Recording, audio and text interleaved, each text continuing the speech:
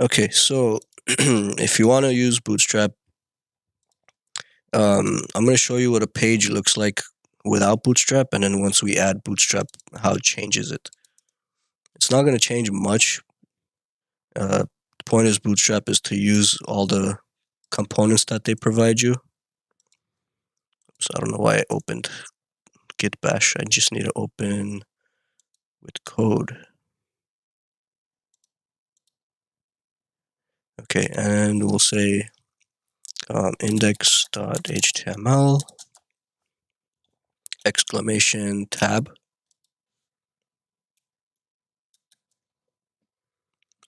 Okie dokie, and let's just put in some content here.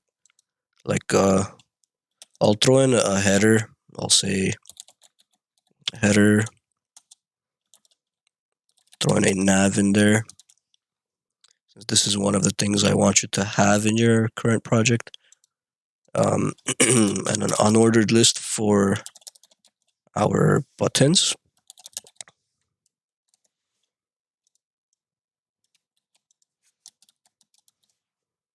Home, about, contact.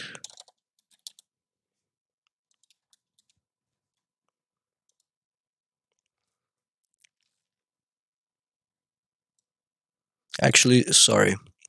If you're going to throw in a header, one of the components Bootstrap gives you is a header, so might as well use that. I was just thinking, okay, I'm going to have to restyle this with CSS, but when you're using Bootstrap, you're supposed to not have to use your own CSS. If I do this, I'm going to have to use my own CSS afterwards. So I'll leave out the header. Instead, let me just throw in a paragraph. Lorem 50, let's say. And let's just throw in a generic, just a random list.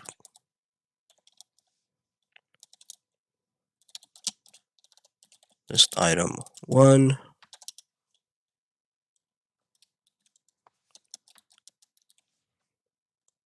Two, 3. And let's throw in a table as well. Table row.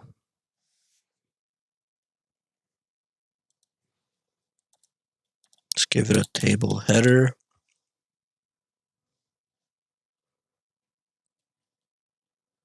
What should we put here? Whatever, header.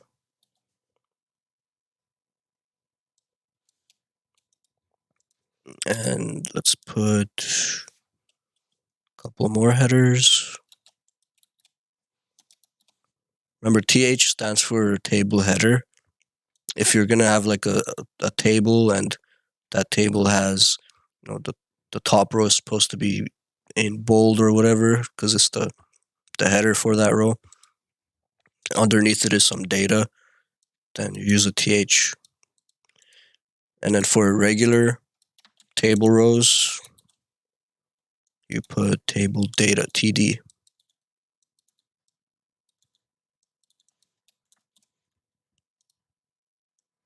So we'll add a couple rows here. This will be row 2, row 2, row 2, row 3,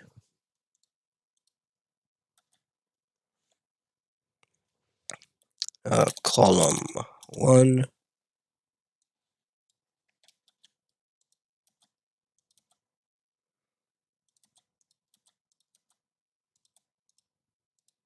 by the way, I'm holding the Alt button so I could put a cursor in all 5 of these rows, and then I could just paste all at once.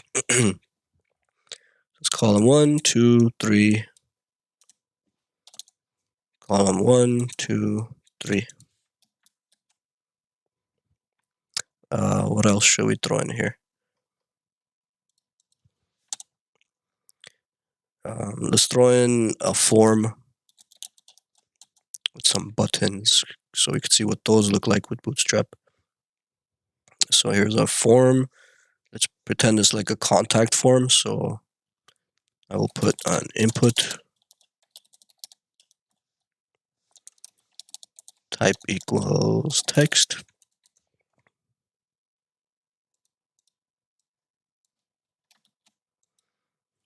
And a couple more. So the first one, we'll say you need to put your name in here. So we'll put a placeholder. Instead of giving it like a label, I'll just put a placeholder so it tells you in the box what to write inside. So it'll just be some grayed out text. It'll say name. And the next one, the email. What else? Well, this one, since it's email, I'm going to put type equals email. When you put type equals email instead of text, gives you a little bit extra. Like if you say required equals true, it's going to make sure it's an actual email. Like it has the @ symbol in there somewhere. And then a message. So for the message, I'll put a text area. So placeholder equals message. Okay, so let's see what all this looks like without Bootstrap. So here's what it looks like. We have our list, item 1, 2, and 3. We have some paragraph here. We've got a table with 3 columns. And we have our contact form with the name, email, and the message.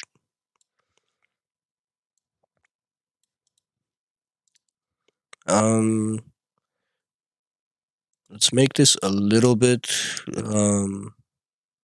Actually, I'll leave it just as is. But that's what it looks like right now. Let's have this open on the side.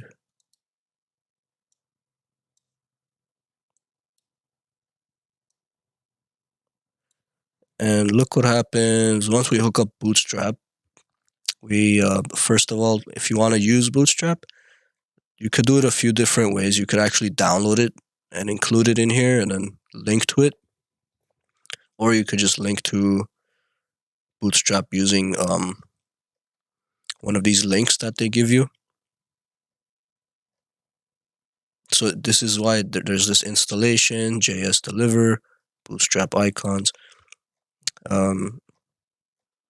So we're not going to use this. This is if you're using Node Package Manager, which is some JavaScript backend way of doing things. Since we're not using JavaScript for this, I'm just going to use the JS deliver. So here it's giving us the link to the Bootstrap CSS, because you have to hook up the CSS for Bootstrap. And you're going to hook it up just like you would your regular CSS file. Except yeah, it's still going to be rel equals style sheet, and then it's going to give you some extra other attributes here, but you don't really need to know what those mean. And then Bootstrap also uses JavaScript, and it uses something called popper. So this link will give you those two. Okay, so I'm going to copy this. And in the head, I'm just going to paste it. Okay, so step 1, added the Bootstrap CSS. And it already changed, as you can see. So let me turn it off. This is what it looks like without Bootstrap. This is what it looks like with Bootstrap. So it's slightly nicer looking. I mean, all it did really is change the font, to be honest. Change the font and what else?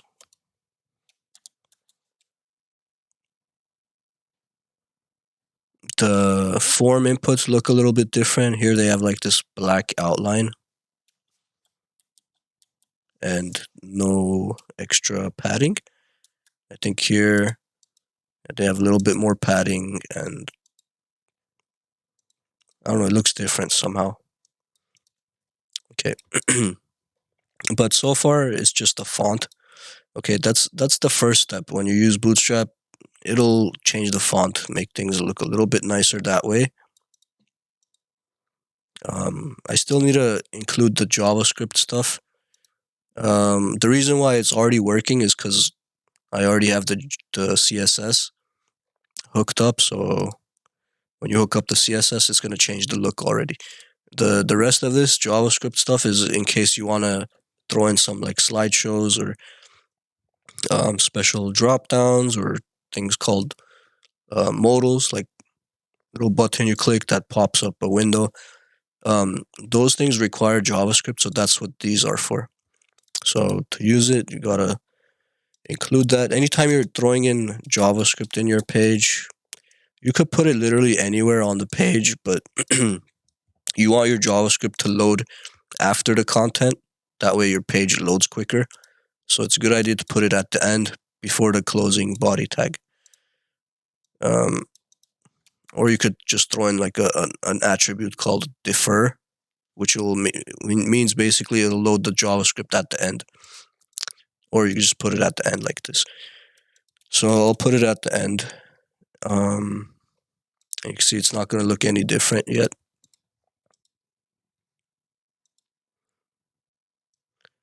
And Mizuki, you're here. Sorry, I didn't catch that earlier. Oops. Let me mark you present before I forget.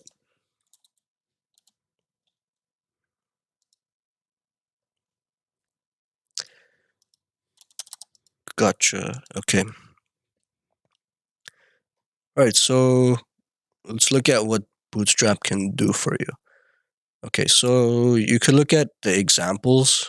Click on examples. You can see some snippets here. There's, for example, drop downs. You click on that. It'll give you examples of different drop downs that they have.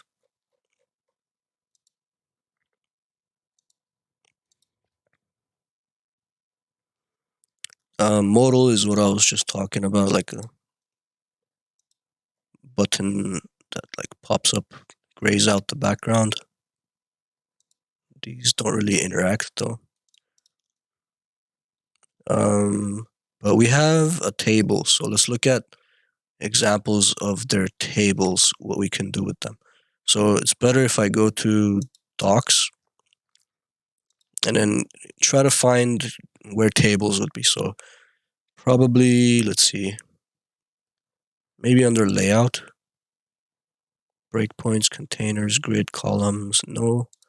What about under content? Nope. Components. Nope, it's not here either. Utilities. I'm just gonna search for it then, since I can't find where they have information about tables. I'm just gonna search here for table. There it is, tables, tables. Oh, it was under content. How did I miss that? Okay, so tables. You can see here that this is their example table. This is what it looks like. It doesn't have lines going up and down, but it has lines for each row. And the only thing I think we need to add for that is class equals table. So the way Bootstrap works is you add a class name, because it has all these predefined classes, like table, for example, is one of the classes that they have. So if you have a table, throw in class equals table on that, and it'll start styling it for you. So I haven't hit save yet, but once I hit save, you can see here now the table has transformed. Now it has the lines, it looks a little bit nicer. And if you read a little bit further on tables, you can see here that you could put things like table primary. to make it blue, or secondary, or success, or danger for all these different colors. So dash primary.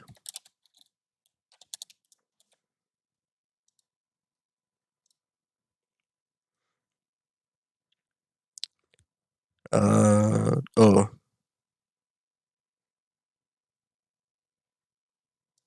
on tables, on rows.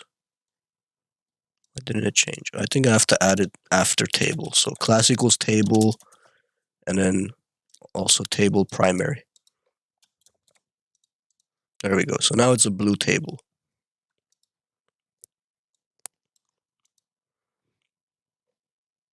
So class equals table, table dash primary. Or I could put table primary on one of the rows. Class equals table primary.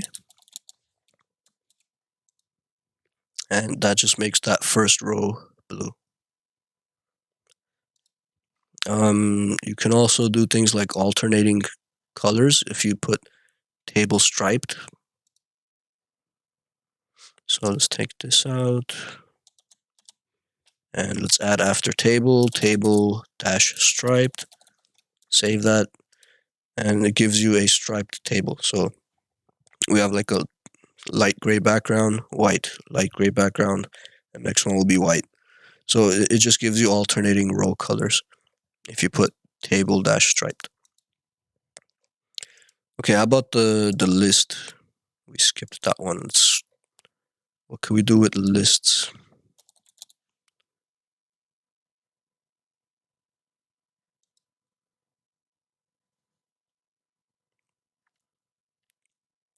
List style.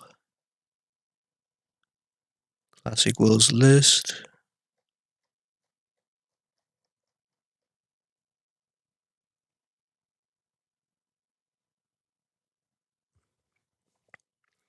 Let me just try. I don't see where it has it, but let's say ul class equals list. I'm not sure if this will actually change it, but let me save.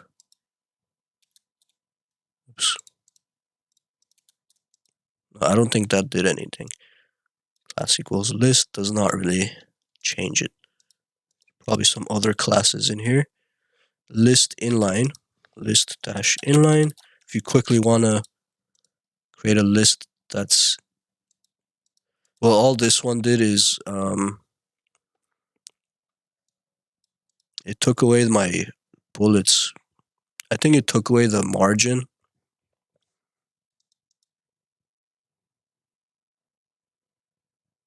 Let's try list and then list inline. Nope, that doesn't help.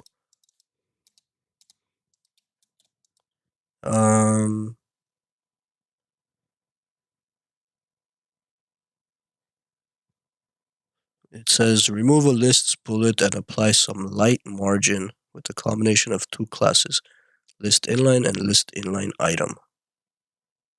So list inline item, we gotta put those on the list items. So just copy paste this.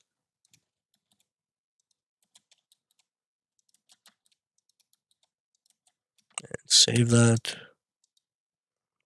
Okay, there we go. So now I made the list in one row instead of one on top of the other. Do you have anything else interesting? Not really.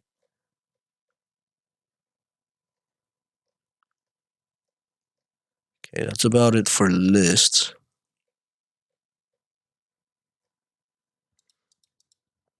What about the form? Or the inputs?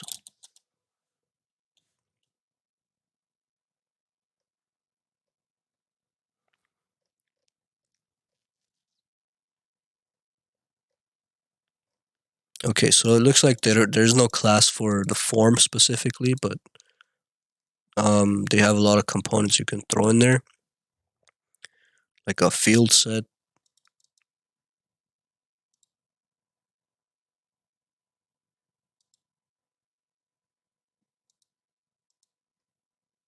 Let's see.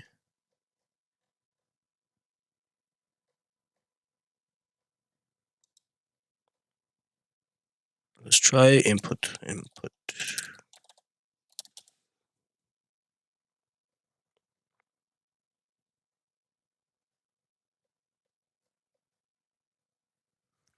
Okay, so there's actually an input group that you can create. Not sure what the point of grouping them is. Let's see.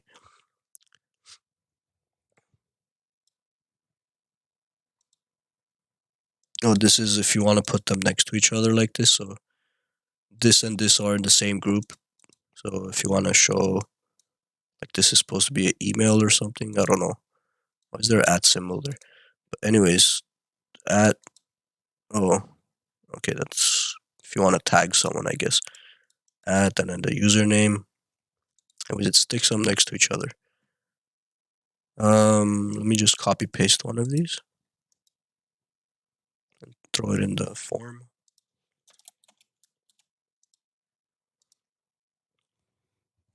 Yeah, so there it is. At username. Um,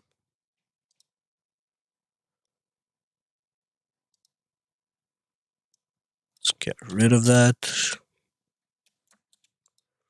Okay, so the real reason you might want to use Bootstrap, the most useful stuff is if you look at the components, you'll see they've got lots of components like this accordion, a drop down that looks like this. If you want to quickly create one of these, you have to pretty much come in here and copy paste the examples that they give you.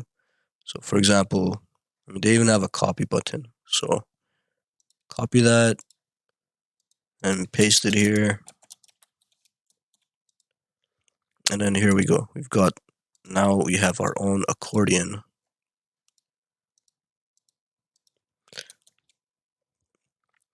Or some other useful components.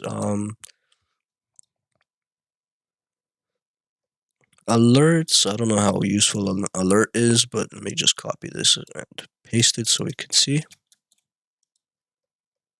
Okay, this just gives you a little box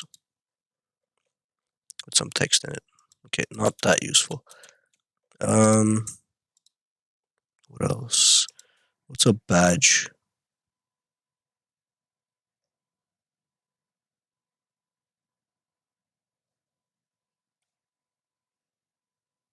Okay, badge is just, I guess, a little button looking thing. How about breadcrumb? Okay, breadcrumbs could be useful. This is actually a feature of an accessible website. Remember I think was it the NSF website we were looking at, National Science Foundation, or was it the DMV? I forget. One of those government websites. They listed under their accessibility page that it helps to have breadcrumbs. So to create a breadcrumb, this one might be a little more complicated than the previous ones. Um, let's see. You need to create a nav component. This area label thing. I don't think it has any functional or visual. Doesn't create any visual difference in your page. This is I think it's for screen readers putting these area labels. But we'll throw it in there anyway, and then OL class equals breadcrumb, LI class equals breadcrumb dash item active. So if we're currently on the home page, then you're gonna want to put in active on that page. So let's see. Throw this. Oops, not there. Let's throw this on the top.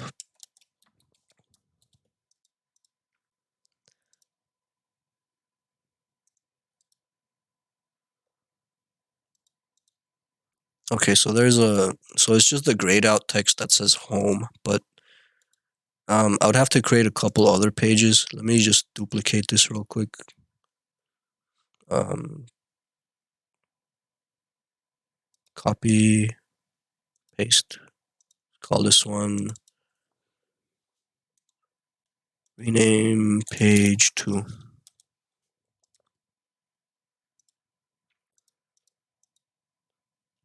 Okay, so let's open up page 2. And page 2 is no longer active, so I have to take out that active class. So area current equals page. Let's take that out.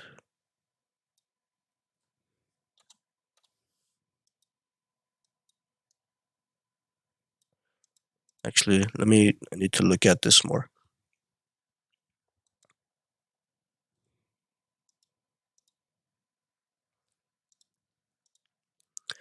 It would help if I created a nav first, because I don't think any of this is navigation. Let me copy the whole thing actually. And let's paste this right here.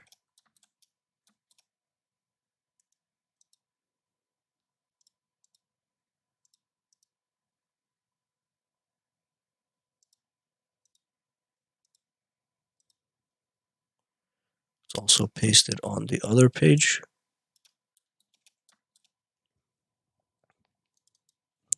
Call this page 2.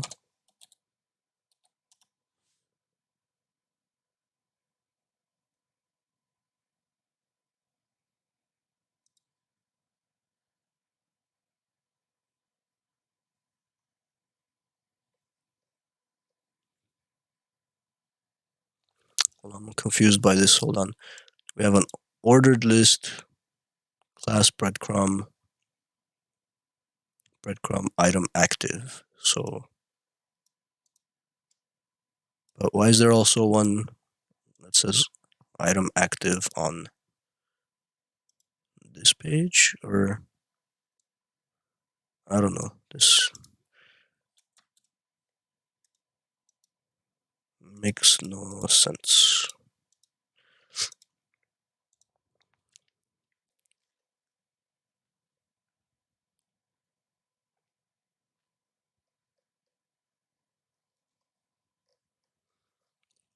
Okay, this one we'd probably have to watch a tutorial on because can't make sense of it.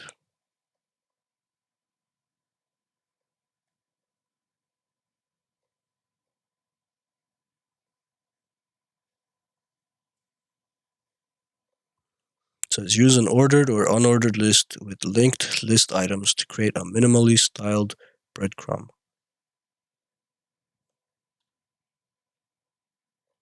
I don't know. I wish they had like an actual example with multiple pages because this is just some random stuff they have here. Um,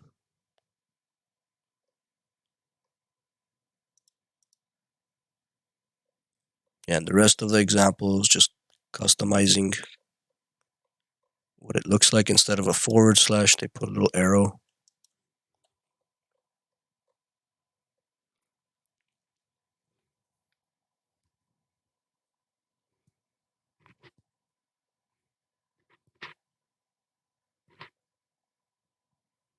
Anyways, we'll skip that one. But we do need to create a nav, so nav bar.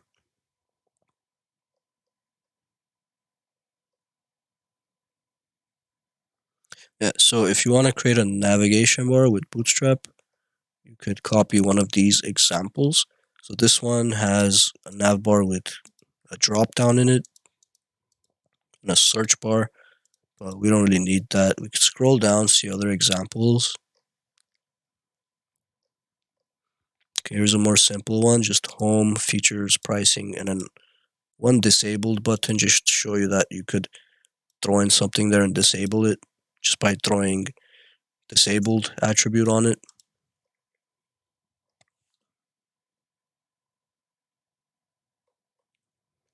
Um, and then this is just another way of doing the same thing. this time without using an unordered list. They're saying since they're using class names for the list, they don't really need to make it a list. So I don't know. But let's just copy this one. And I'm going to keep the breadcrumb there. Let me see if this helps. Paste that in there.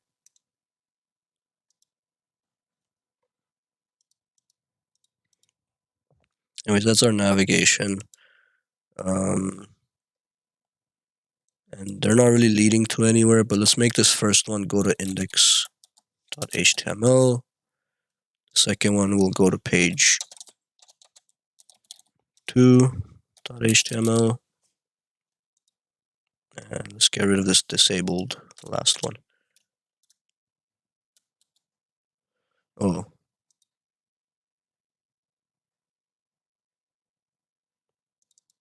Okay, we already had a home page link, so this one should be index.html.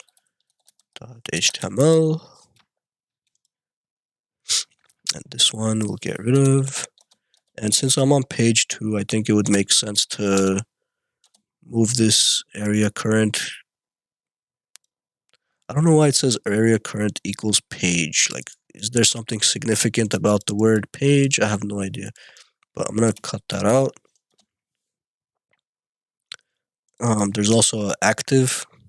Probably need to move that as well. So area current I'll put on page 2 since I'm on page 2. And I'll put active on page 2 as well.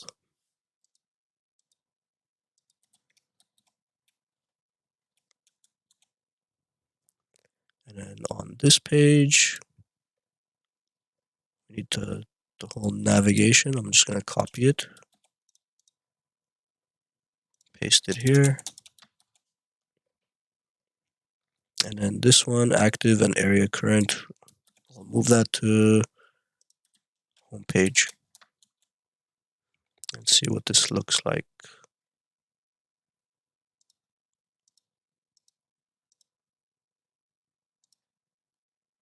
Okay, well, I mean, it's changing to library, but let me make sure I change that from here.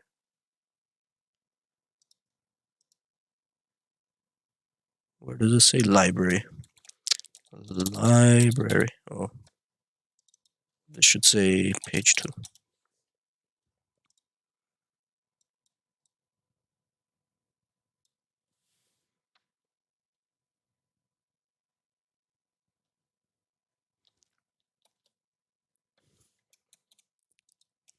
And then I probably need to do something with this. I haven't really done anything with that, so what can we do? I'm just gonna delete this.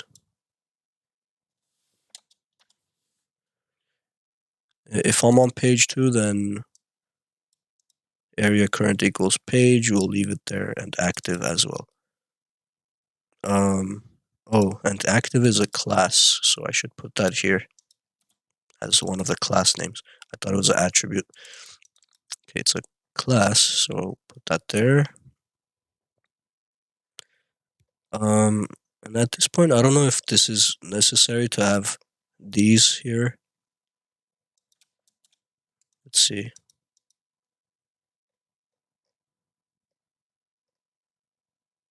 Get rid of this.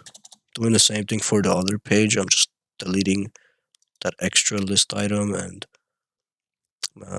I'm on the home page, so this breadcrumb active should be on the home page link.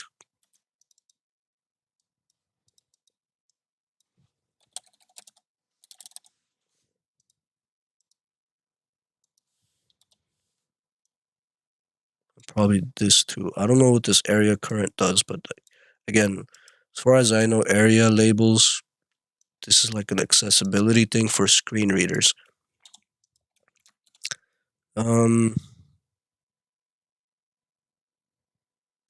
Anyways, let's check it out. Yeah, I probably don't need to put all of those extra because it already has the breadcrumbs, I think, included in that navigation that I created. So if I'm on the home page, says home here, page 2.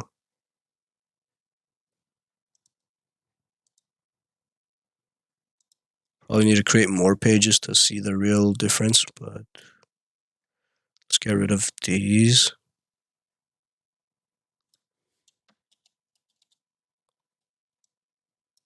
Extra navs.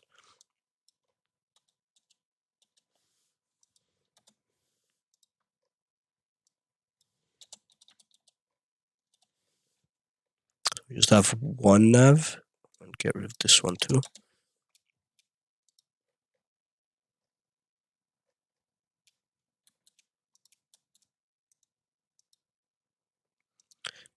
Okay, home, page 2. Okay, I lost the breadcrumbs, but at least when you're on the current page, it highlights it for you.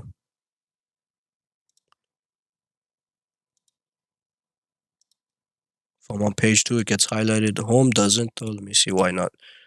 On the home page, we're not including something. Active should be in the class.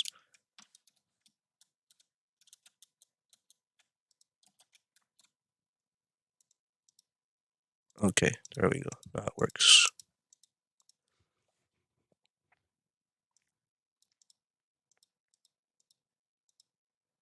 You could also make the navbar black if you, let's see, right now it's navbar expand dash large, navbar light, and then BG light. I think we switch this to dark and BG dark.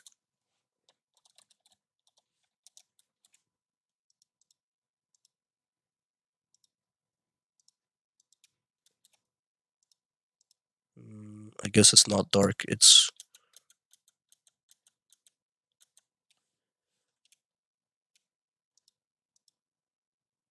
oh no, it is. Okay, I'm on the page 2. This is on page 1, or the home page. Let's go to the first page. There we go. So if you put BG dark, it's going to give you a black navbar instead. Page 2, I still left it the other way, so that's why that one's not dark. Anyways, there's a lot of stuff here in Bootstrap that you could explore.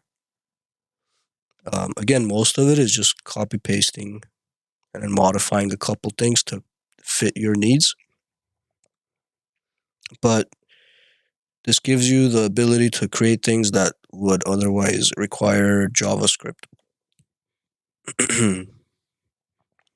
Like, for example, where is it? Like a modal, for example, this would require JavaScript if you wanted to create something that you click on and it pops up like this. You might need JavaScript for that. So for this, the way modals work is first you need a button. So you can see here there's two components to a modal. One is the button that you click on, so this, and the other one is the modal itself. So there's the button and then there's this. And the button is pretty simple. You're just going to create a button, give it a type equals button, class equals btn. Btn dash primary is just making it blue.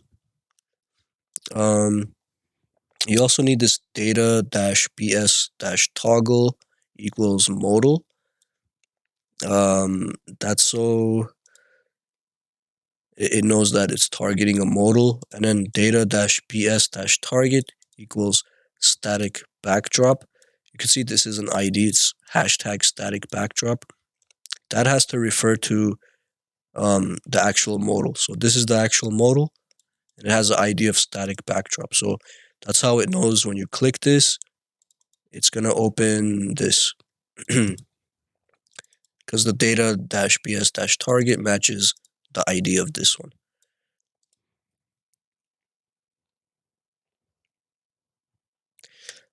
Data bs dash backdrop that equals static. Not sure what that one does, but we'll copy this and modify it so we can see what the difference is. I'm gonna stick this after the form.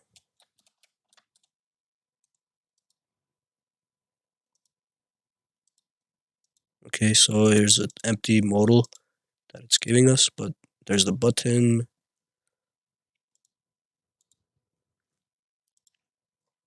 If we look inside the modal, you'll see the modal has the very outer box on the modal. This one has a class of modal fade. So if we take out the fade, then it will no longer fade. It just pops up. So adding fade gives you that nice fade animation.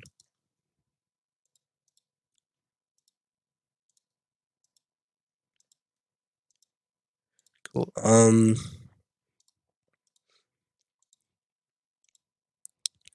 Static backdrop. Yes, backdrop static.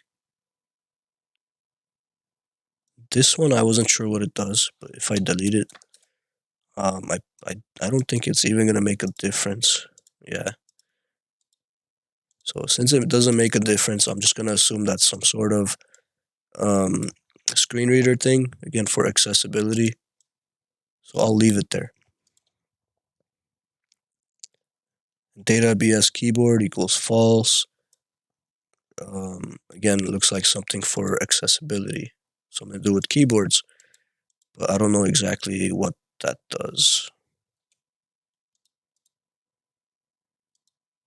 We could explore if you really want to know. Data BS keyboard. What does that do?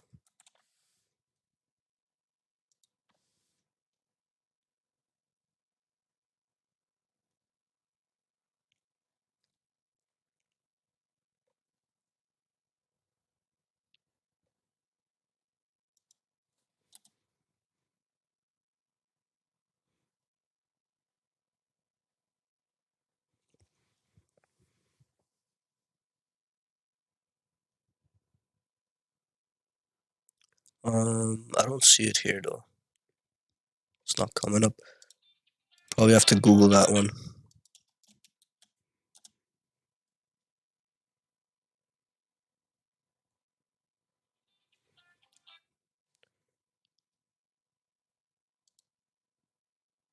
The data keyboard attribute specifies whether the modal can be closed with the escape key. So that's what that's for. So if I press escape, it doesn't close, but it does this, like it gets a little bit bigger and smaller. So if we take away this, and I click on this and I press escape, now it closes. So adding that in there just prevents you from closing it with the escape button. I don't know why you would want to prevent yourself from closing it with the escape button, but that's what that does.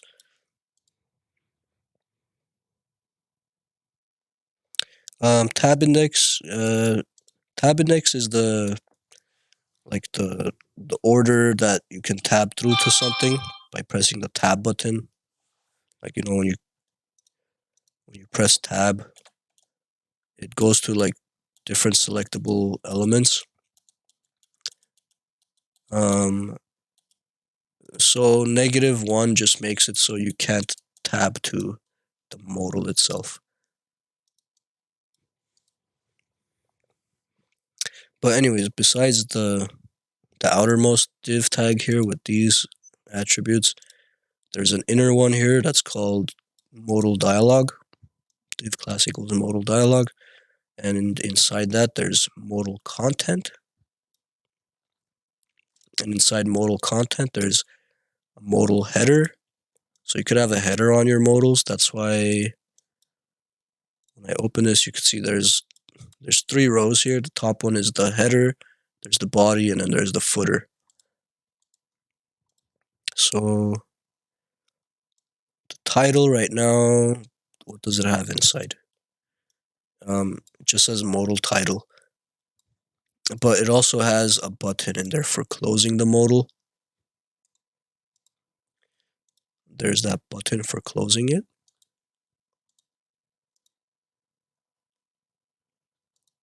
And then these three dots, that's just the content that's in there. I could switch that out for some lorem 20, for example.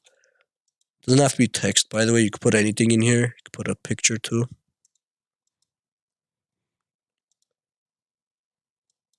Oh, oops, I forgot to press enter. Lorem 20.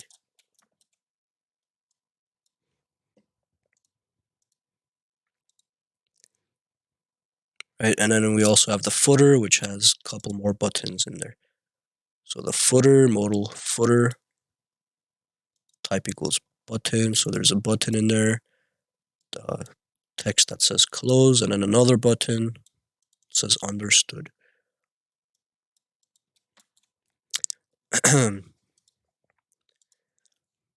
Let's look at one last component in Bootstrap. Let's look at the carousel.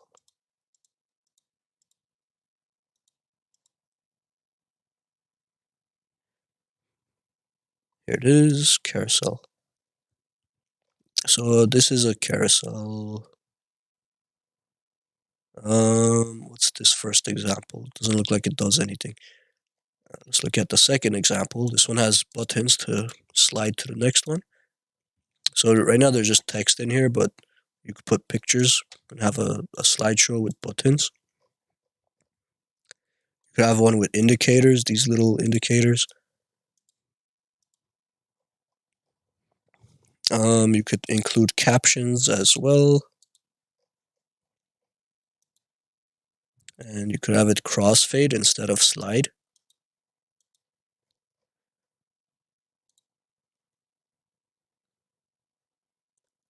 And you could have it automatically slide to the next one. This has data BS interval at 10,000 milliseconds, so 10 seconds. So every 10 seconds, it's going to go to the next slide. You could also disable touch swiping. I guess I can't demonstrate here because I'm using a mouse. Let's see. Let's inspect.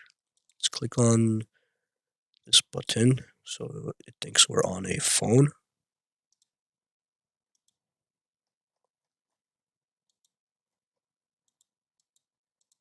I still can't really demonstrate. Sliding doesn't work. Guess you'd have to actually test it on a real phone or use some kind of emulator.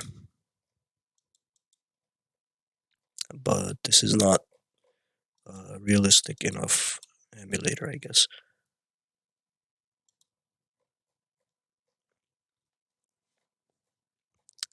Anyways, just I'll pick a simple one here. Just this one here. I'll just copy that.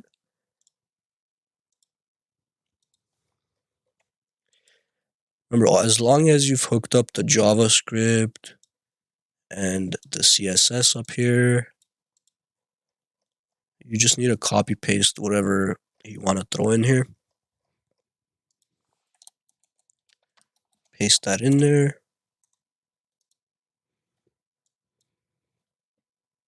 And yeah, where is it? Oh, it's down here, but it's showing a broken image. Let me see if I could fix that. Oh, it's because the source is 3 dots and we don't have image. So I need to put in an image here.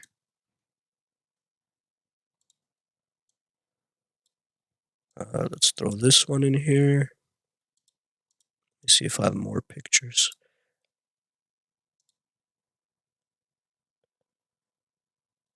Got a couple other pictures. Let's throw in on. this one. I think there was just 3 of them, so that should be enough. So now source equals, and I'll make it, one of them will be bird, this one, the other one will be whatever this picture is, and the other one will be winter.jpg.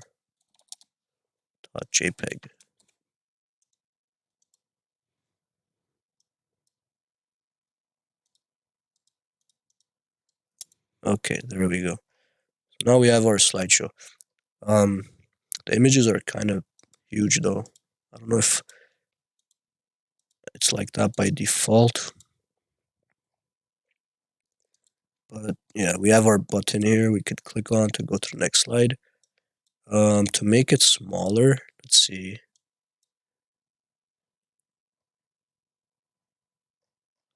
Don't know why it's so huge by default.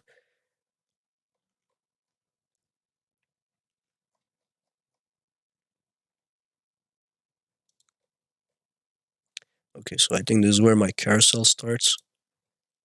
So let's look at what it has.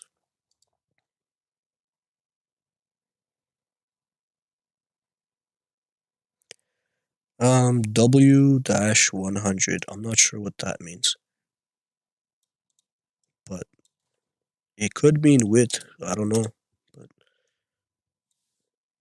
let's try changing it to 50.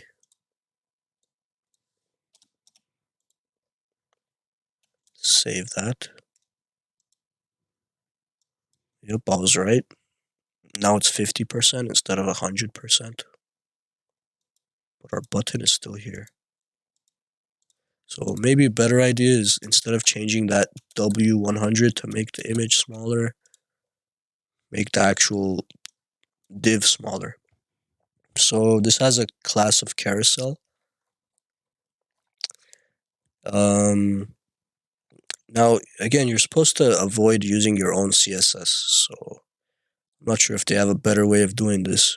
But if I were going to make this smaller, maybe I could add style equals width 500 pixels.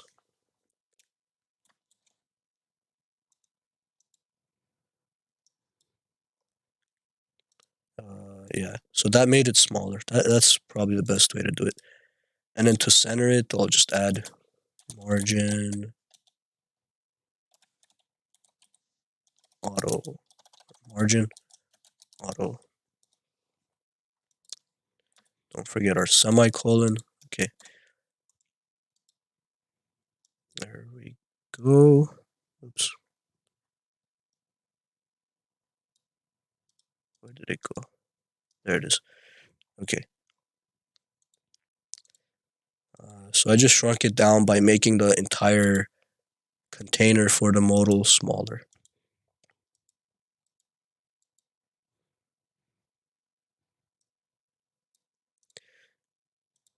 Did I say modal? Carousel. Okay, so anyway, now you know what Bootstrap can do for you. If you wanted to use Bootstrap to quickly create some components like the carousel or the modal, you just need to make sure you copy paste a few things and you're set.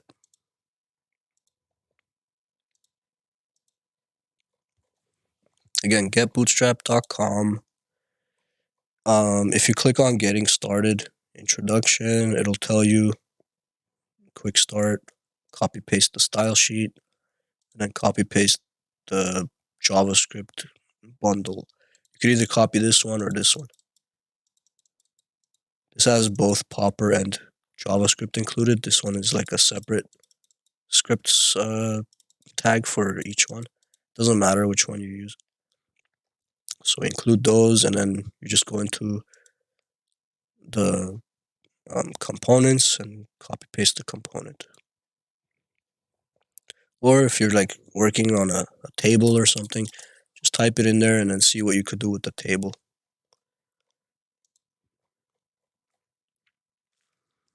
Okay, any questions on Bootstrap?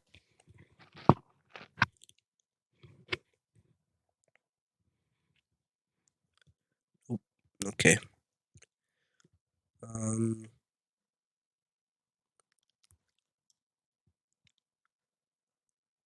all right.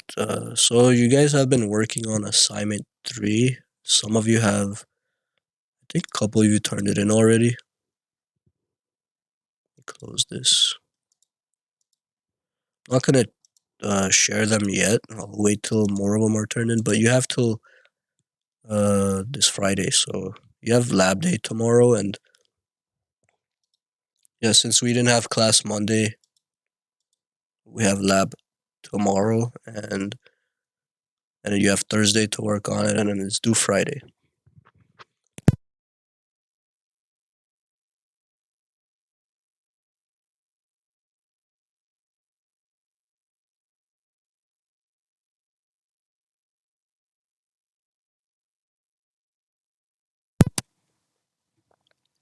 So let's look at. I'm gonna switch to WST 151 for a little bit until break time. So I'm gonna visit that website where I have the notes, web.lapacific.edu. Click WST, and we need to go through some more of these notes here. I think we left off on accessibility.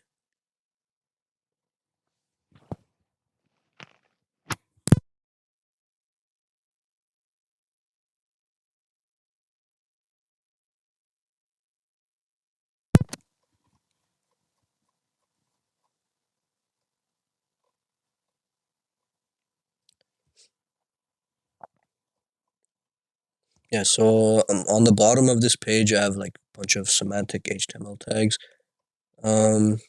So these are like alternatives to like using more generic tags. These tags have like a specific meaning. Like for example, an H1, instead of a paragraph with some big text, if it's supposed to be a heading, then use a heading. Don't use a basic paragraph. Or use a strong tag instead of a bold tag. Because strong means strong emphasis, and bold just makes it bold. Okay. They both make it bold, but this one has meaning. um,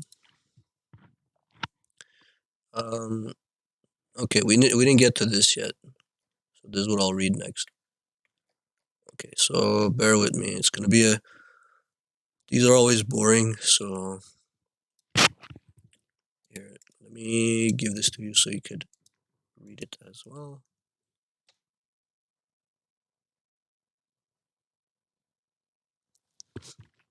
Um, we Emilio, we have lab tomorrow, not Friday. I just made it due Friday, so you have like extra day.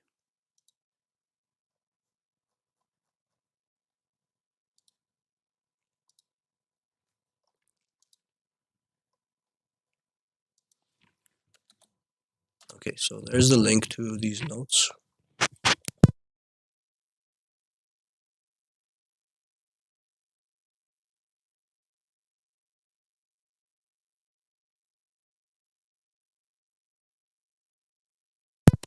Okay, so when you're looking up sources on the internet, you have to look for signs for which sources are reliable. Okay, so you find out by checking who uploaded or updated the information, and is the organization credible. So does the site have its own domain name? So if you're looking up information on some website like um, facts.wix.com, then it's they're using a free domain name because they're using the the subdomain of Wix, so it's probably not going to be reliable. Or if it's something .wordpress.com. So they should have their own domain name, not a free one. Um,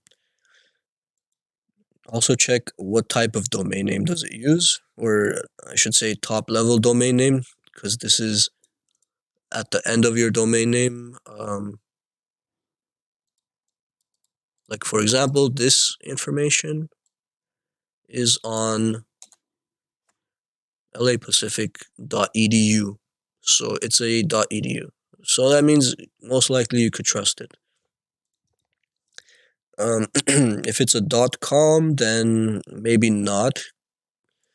.com was originally reserved for commercial websites or um, businesses, I guess. I guess biz too.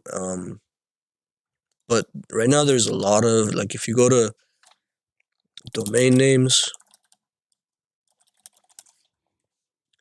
just Google it. Like there's a lot of different companies like GoDaddy and HostGator and um, Google Domains and Name.com and I don't know, there's a bunch of them. Namecheap.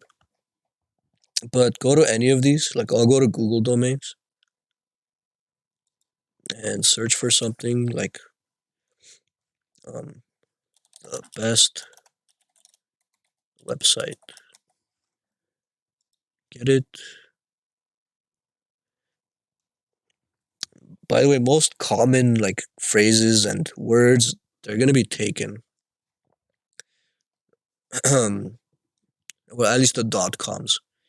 So you can see here, the dot com is not available. But you could get .org, the best website .org for $12 a year. There's a .net is not available. .info is available. All endings. Let's look at all the different endings they have. There's .com, .org, .net, .info, .co, .io, .de, .co.uk, .xyz, .it. Anyways, there's a whole bunch of them. .education, .earth, .city, .toys, and the list just goes on and on. But it used to be just a few of them. I don't know when it expanded to include all these different ones. But most of these I would not count as reliable top level domains.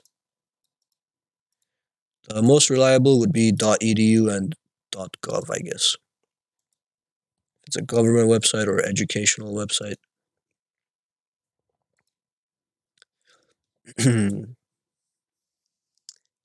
How recent is the information? That one, I don't know how you check. I mean, I guess if you inspect, I don't know how to check the last time the page was updated. There should be.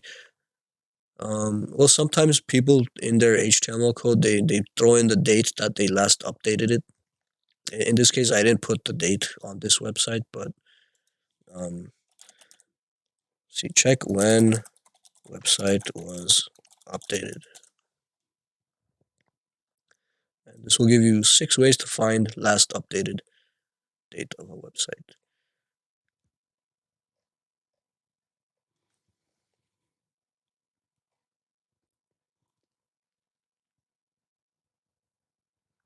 Okay, that one's obvious if it has a published date, but we're talking about if we don't have a date on there.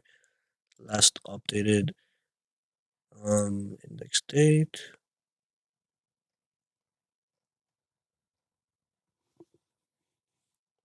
Oh, you could check in the HTTP header checker, I guess.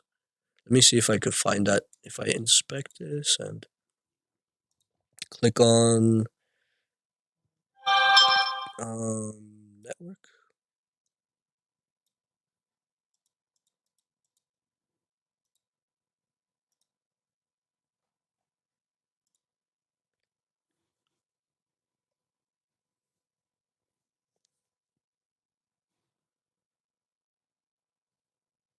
This is the current date, Wednesday, January. It's actually the future, 19 instead of 18. That's because it's using GMT time, so it's ahead. Um, Last modified March 2019. So there you go. It's kind of tricky to get to, but it's gonna be under the network tab. If you inspect, go to network, and then you have to reload the page, and then check the file. Like information.html is the actual HTML document here, and we see that it was updated March 2019.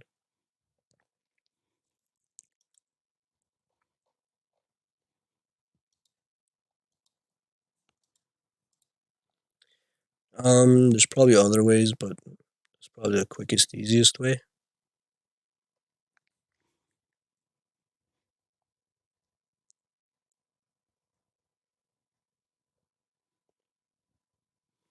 Also, Google search. If you search for a website and it pops up, it'll probably show the date.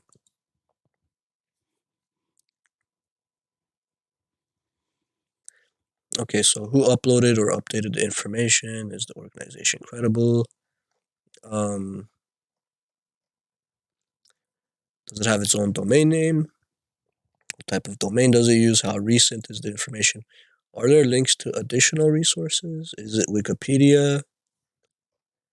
Um, I don't know. People give Wikipedia a bad rep, but it's it's pretty. I don't know. The information there, it can be updated by anyone. I think if you have a Wikipedia account, you could go in there and edit stuff. But I think it used to be easier. It's not so easy anymore.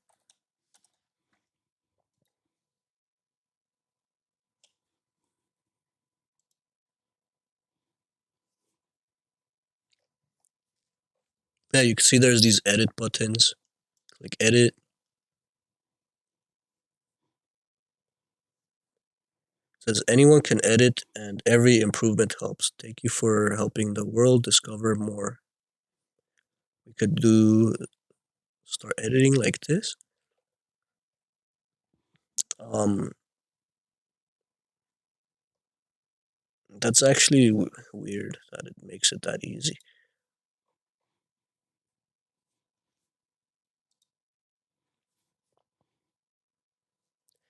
It didn't even ask me to log in.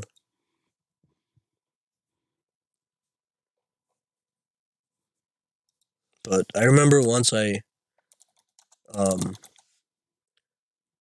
was arguing with my friend whether Dr. Pepper is a considered a root beer or not, and then I actually came here and I changed it to say it's a root beer, and then it got changed back really quickly though. So people catch, like, if you put some wrong information, it'll get caught quick by someone.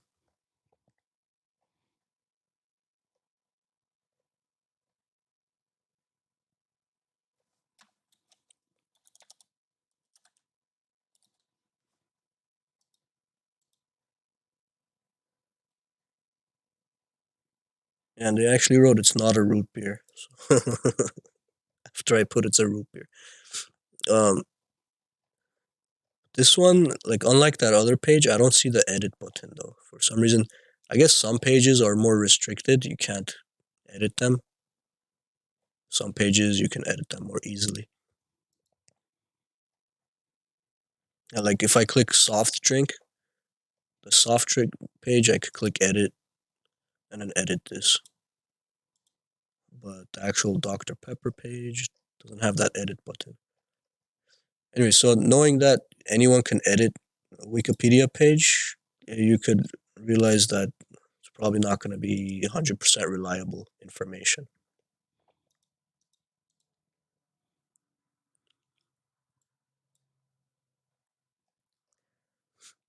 Um, but still, most of the time they have good information. Ethical use. Is it acceptable to copy someone's graphic? Is it acceptable to copy someone's website design? Is it acceptable to copy an essay that appears on a web page and use it or parts of it as your own writing? Is it acceptable to insult someone on your website or link to that person's site in a derogatory manner? The answer to all these questions is no. So that's ethical use. The design thing, I don't know. Everyone uses the same design, especially since everyone's using like templates for designs. That one, I would not take too seriously, unless it's like a very unique design or something. Intellectual property. Uh, where was the definition of intellectual property?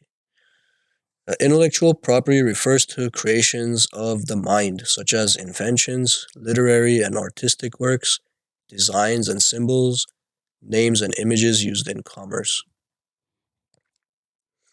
The World Intellectual Property Organization, or WIPO, was created in 1967 by the United Nations to promote innovation and creativity and protect property rights across different countries. By law, when something is written, drawn, photographed, etc., its copyright is automatically owned by the author. In other words, a copyright exists at the moment the work is created. You don't have to register with the US Copyright Office to have copyright protection, but it helps. So, yeah, if you create something and you release it on the internet, technically it's copyrighted by you already. You own it. But sometimes it's hard to prove that you were the first one. So that's why you might want to register with the US Copyright Office. And then you could apply different licenses to your work if you want people to use it or you don't want people to use it. Um, a Creative Commons helps you legally share your knowledge or work. With a Creative Commons license, you can indicate how others can use your ideas. So that's why there's websites like Shutterstock. Well, this one is paid. It's not free. Um, like I was looking up hot dog kiosks recently, but Shutterstock and Pexels, these are actually free. Pexels is free. Unsplash is free. Pixabay is free. There's probably others that I haven't learned about yet because I keep using the same three free ones. And I use Shutterstock if the company I work for has a subscription. They have more pictures, more premium stuff, like iStock. Anyways, the images on these websites, they all have a Creative Commons license, so you're allowed to use them. Um, Sometimes they have some restrictions, like you can't use it commercially, like you can't make money off of it or something, or you can only use it for editorial purposes. Um, but you could read about the details when you click on an image. Like for example, this image of this rabbit. But it's safe to assume on Unsplash and Pixels and Pixabay that you could do whatever you want with any of these pictures. But it says here free to use under the Unsplash license. It says all photos can be downloaded and used for free, commercial and non-commercial purposes, so you can do whatever you want. No permissions needed. No, though attribution is appreciated. What is not permitted? Photos cannot be sold without significant modification. Compiling photos from Unsplash to replicate similar competing service. Okay, so those are the only restrictions. You can't just like take a picture here and then I don't know, just sell it as like on a T-shirt or as a background image or something, because then you could just download all the pictures and sell them. Um, unless you modify it, unless you heavily modify it. without significant modification. They cannot be sold. And also you're not allowed to, because this website gives you all these free images. You're not allowed to make your own website by downloading all their pictures and creating your own website for downloading pictures. That would be too easy.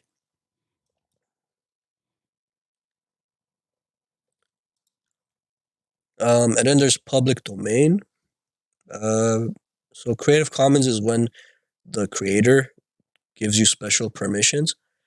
Public domain is if the content, whether it's a video or a movie or music or picture, um, whenever the the copyright expires, and I think it's like 70 years or something.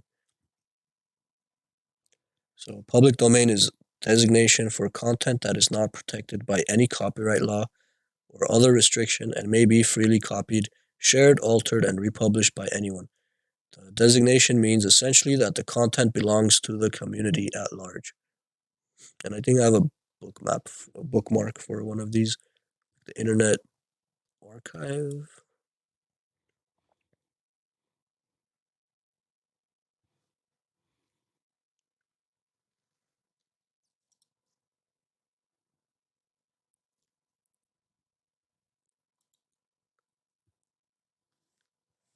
I think I have to actually filter it by what's in the public domain. I don't know if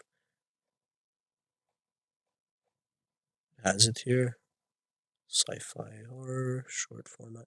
You see a lot of like these black and white movies here.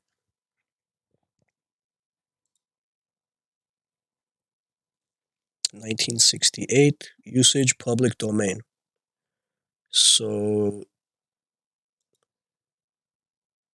it's only, well, this one's they're only giving you a 10-second clip of it.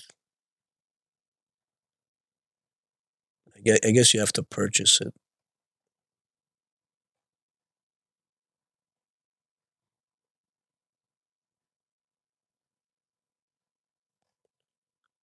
Is there a purchase button?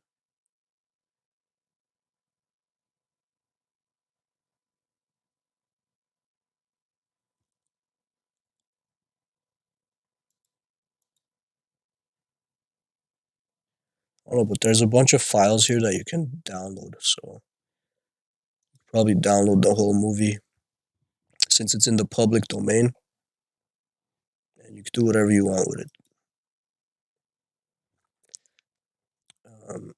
Again, I think it's like 70 years. How many years public domain? Let's see if that comes up. Public domain, 95 years after publication date. I think that's just like the default. Some of them don't last that long.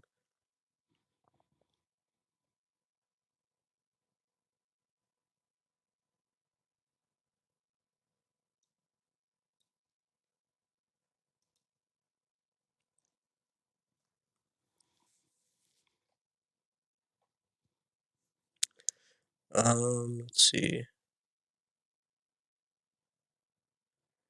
So copyright protection was secured before or on or after January 1, 1978, the date the current law, the Copyright Act of 1976, took effect.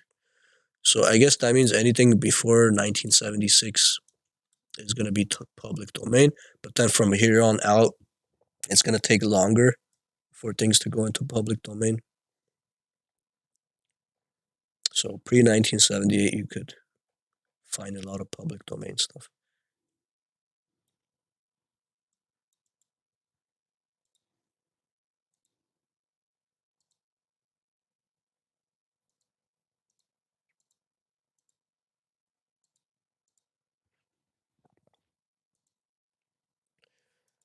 Which one's your favorite, Emilio? The Pixabay Unsplash, or are you talking about the Internet Movie Database? Or sorry, that's IMDb. What was this one called? Internet Archive. Anyways, Shutterstock. Yeah. Again, it's not free though. You have to have you must pay for it then. Um. Anyways, it's 7:57. We could take a break now. We come back. I don't know. I might um create a website so you guys have another example of how to complete assignment 3.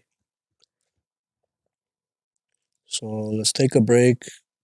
15 minutes. So I'm gonna pause the recording. Okay, so once again, anytime I bring up this web.lapacific.edu, this is all for WST 151. So when we talk about um, the internet and the history of the internet and accessibility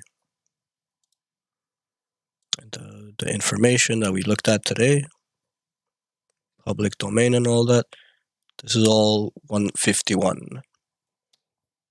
And the Bootstrap stuff, that's for WST 165.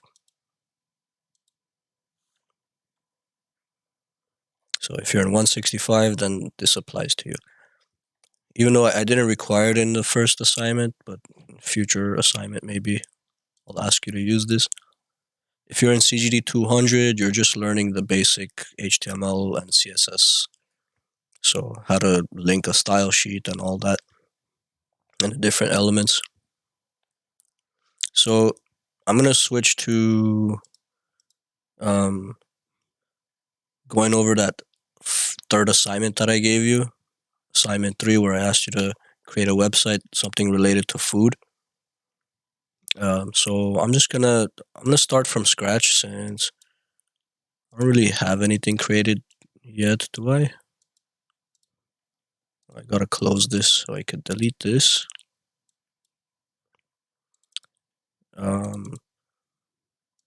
Oh no, this is all I have for this. Okay, so yeah, I was just trying to go over different ways you could position things. This is using display flex or grid. Pretty sure it's flex. Display flex, yep. Now display flex, display grid, again, they're kind of new features. I would say they're a little advanced. Not really. I mean, they're just a new way of moving things around on your page. They make it a lot easier than trying to use the previous ways.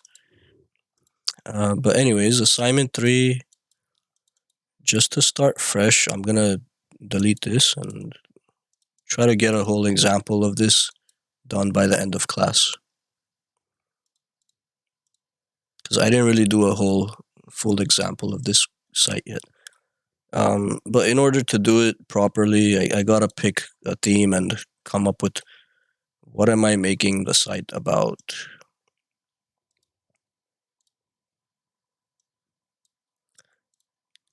Um, let's just start with creating the folder for it. Assignment 3.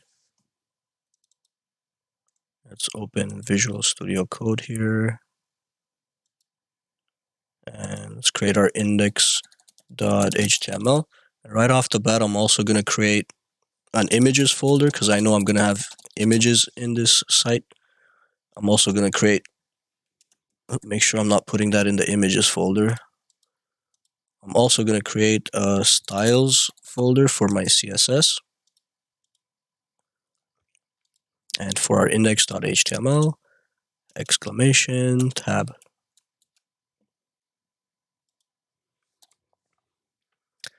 All right. So now I gotta decide from the options that I provided. Let's go to Google Classroom real quick so we could bring up the instructions for this.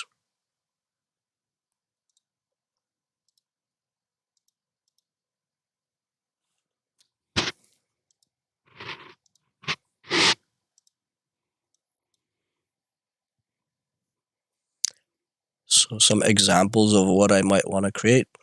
Nice places to eat in a specific city or country. Dishes from different countries. Breads of the world. Healthiest dog food. So it's gonna pretty much be like a blog, but we're not making a blog site. But the information is something similar to what you would find in a blog. So a blog would probably be a better format for this, but just trying to create a simple site. So um, I'll go with nice places to eat in LA.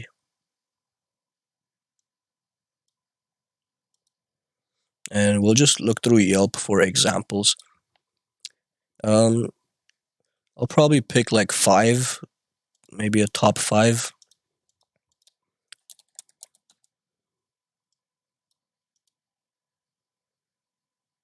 So In and Out, probably one that I'll throw in there. Everyone likes In and Out. Unless you're like vegan or something, then you probably, well, I think they have meatless options for you. Um, so yeah, we'll do In and Out. So I'm gonna put all of these in the header. Now, if you're in CGD 200, I didn't require you to create a header. I only required it for 165. Must have a header with nav, main content, and footer.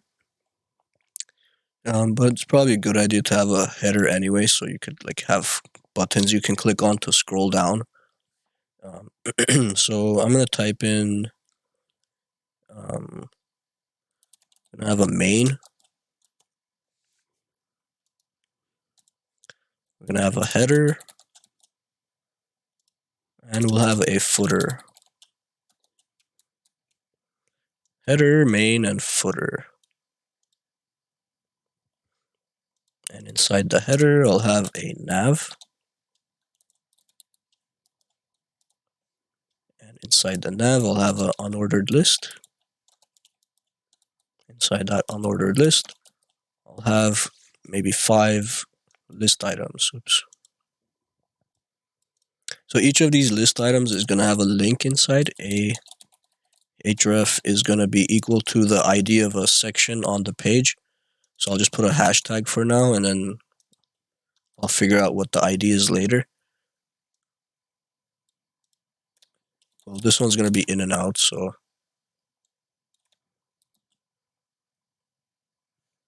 wait, how do you write In and Out? It's just like that, huh? There's no capital.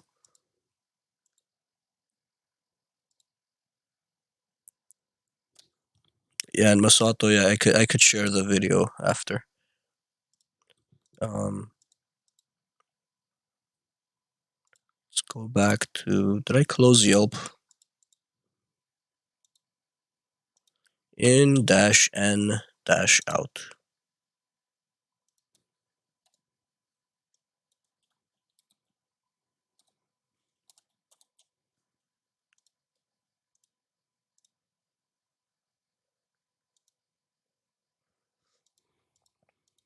And we could probably find like free stock images or commercial use images, or what do you call it? Creative Commons images of In and Out. I'm sure we could find.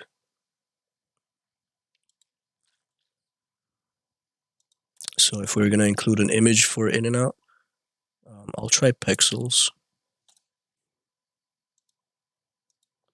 Type In and Out.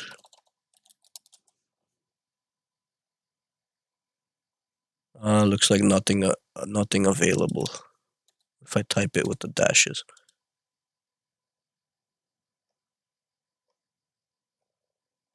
Nope. Okay. How about Unsplash?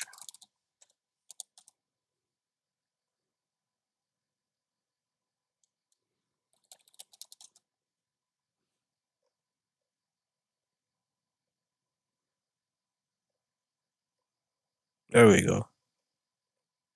There's a nice picture here. We'll use this one. Download that one.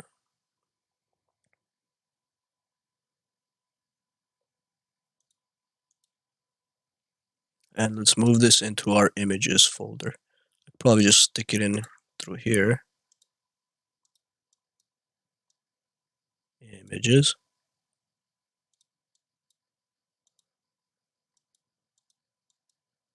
And delete this one since I made a copy. So we got our images folder with one image inside. And I'm going to shorten the name. Just going to call it in and out.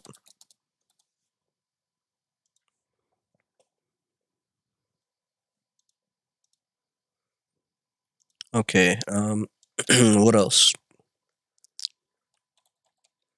How about a taco spot? Popular one in Glendale is El Saw's. So at least it's my favorite one. But probably won't. Why is it in San Francisco?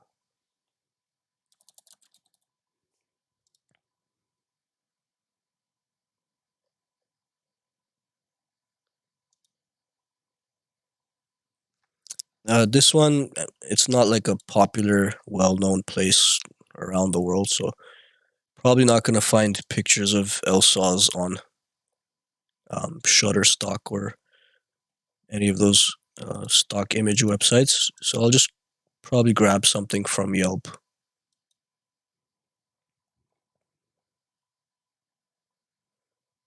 Again, these are probably copyrighted, so technically, I don't know if you're allowed to use images like this. Let's see, what's a nice appetizing looking image?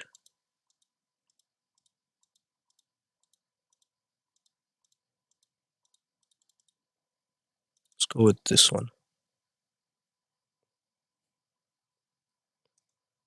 I'm gonna save this image, put it in here.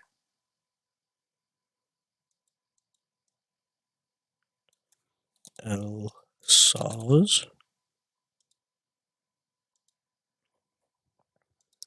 Okay, now what about something a little bit nicer, not fast food?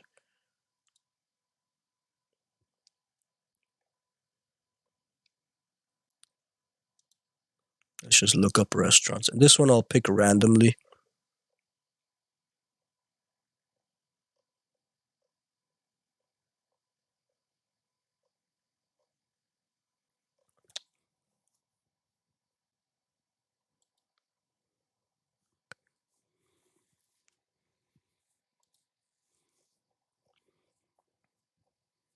Okay, how about a ramen spot? Like,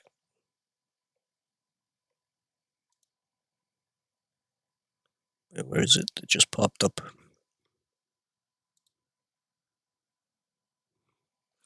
Also, if you guys have any cool restaurants that you want me to use, let me know so I don't keep searching. Kai Ramen, West Hollywood. Okay, whatever. Let's go with that one. I don't think I've been here, but it looks good. So I'll grab an image of this one as well. And let's not forget to add our unordered list or list items for the other two. So there's in and out, and then this one will be El Saw's. And what was this one called? Kai Ramen.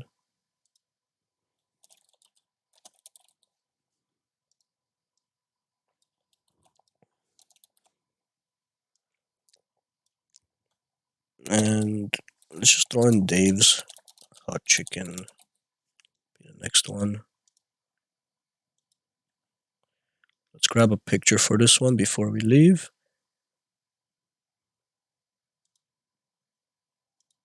There's a nice looking picture. This one looks nice. Save image. Kai Ramen.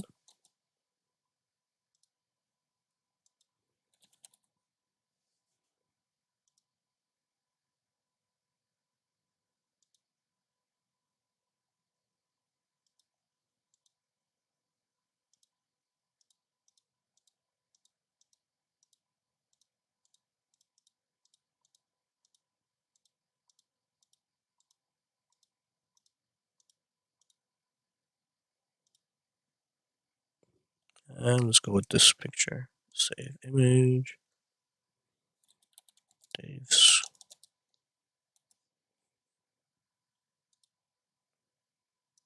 Okay, I need one more.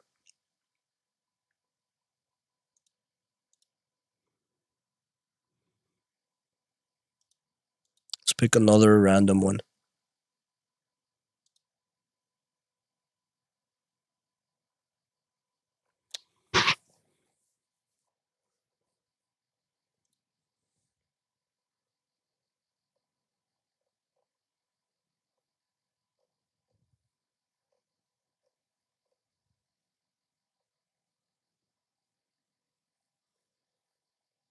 How about Easy Street?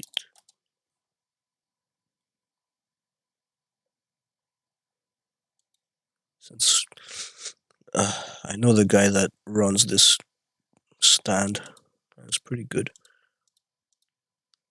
Throw this one in there too.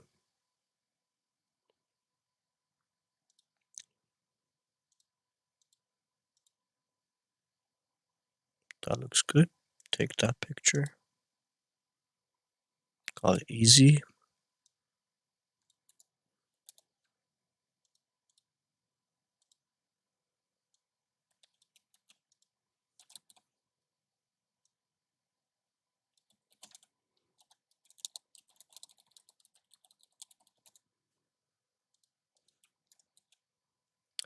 Alrighty, let's check it out.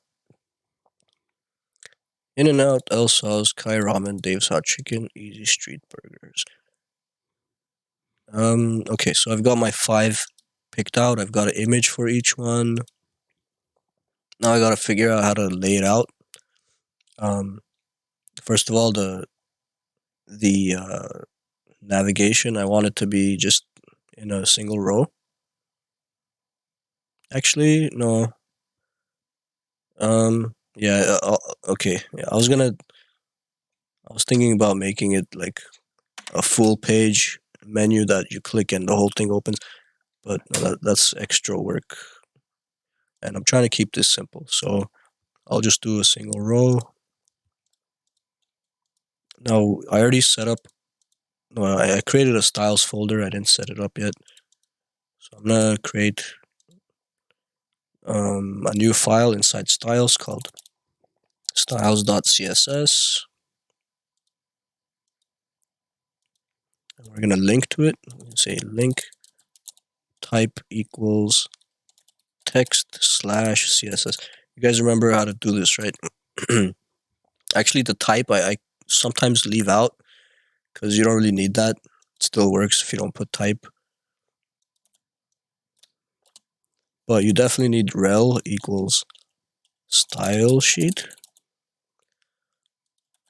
And also notice I put single quotes here and double quotes. You could use either one. Since I'm using prettier, when I save it, it's gonna switch to double quotes. But rel equals style sheet, href equals, and we're going into the styles folder slash styles.css. Okay, so let's go to our CSS file and we'll start by changing the background to make sure it's working. Say background color, change it to coral. And yes, it changed. So, and also I think I'm gonna leave that color. It looks like a restaurant website page color, so I'll probably leave that color. And to make this a single row instead of stacked like this, let me show you simple 3 different ways to do it, okay? So the first way you can do this is um, you could change these LIs because they're display block by default. You can change them to display inline. So you could say for the UL, or more specifically, we'd say the nav UL LIs, we can say display inline instead of the default, which is block. And that will line them up next to each other. So that's like the old way to do it, just changing it to display inline. The problem with doing it this way is then how you're going to figure out like how far apart to put them, right? You got to put some padding next to them or margins, and then, to try to spread them apart. But then what happens when you make the page smaller? Then it's going to stack by default. So I guess that's okay. But, centering it, I guess centering it should be fine. We just need to tell the nav UL to be text align center. That centers it.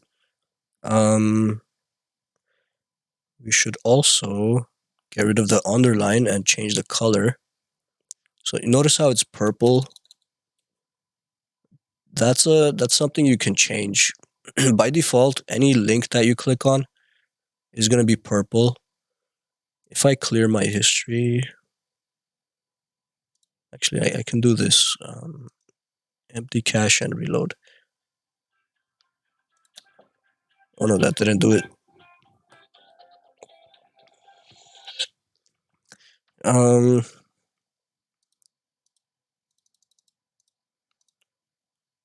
I have to actually delete the history.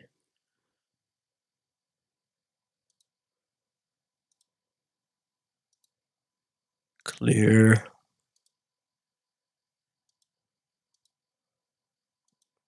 Okay, so once I delete the history, it changes back to blue.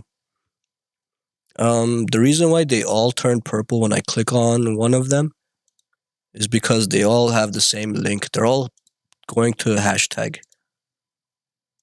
So technically, if I visit one, I visited all of them. Also, when I click on it, they turn red.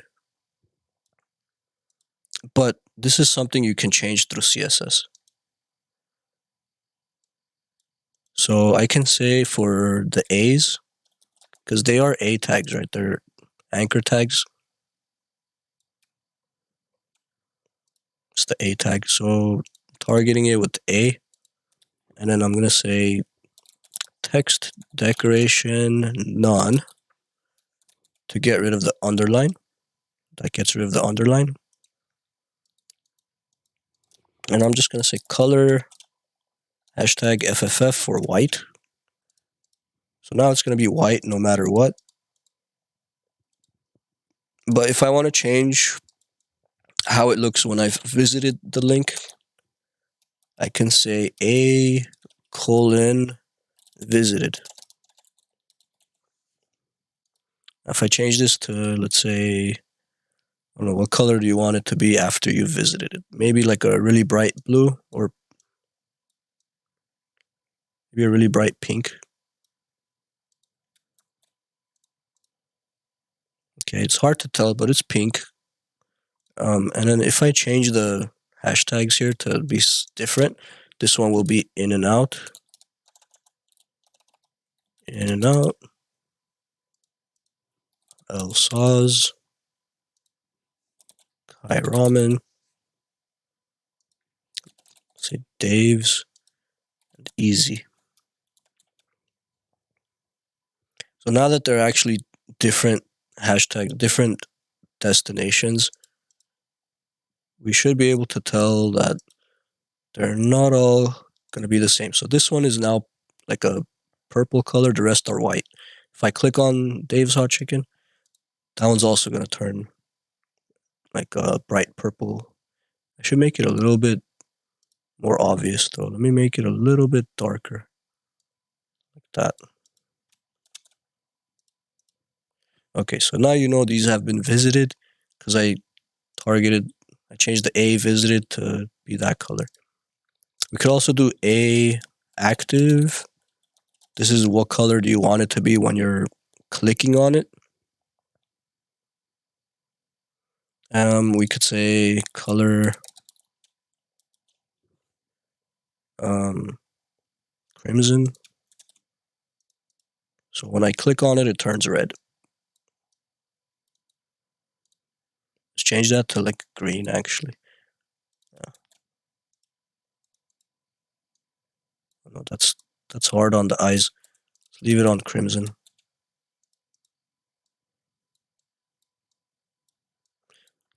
Cool, and then yeah, that's it. So I'll zoom back out to 100%. So as I was saying, the problem with doing it this way is then you have to throw in margins or padding to separate them a little bit. So right now they're kind of close together. So we could do for all the A's, we could throw in some padding. Let's do padding 20 pixels on the sides and 5 pixels on the top and the bottom. So that should separate them.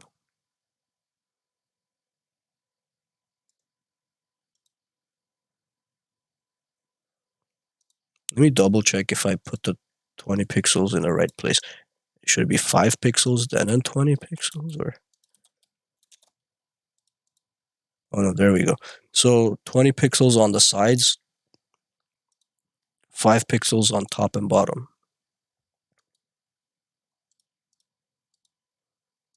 And then if I zoom out, here's how that looks. Now you could make these buttons like look more like buttons by giving the A's a background color.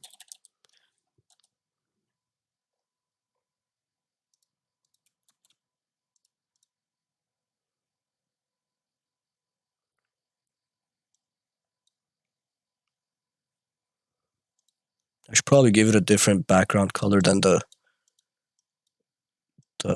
active state because it's the same color. It just looks like it disappeared.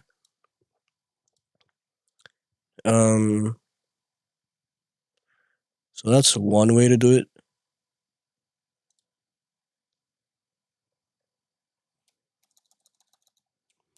And maybe I'll leave it like that just because, simple way to do it. Next time I create a navigation, I'll do it a different way. I'll use Flexbox or CSS Grid. For this one, I'll just use display inline. And then let's change that background color. Let's make it a darker red.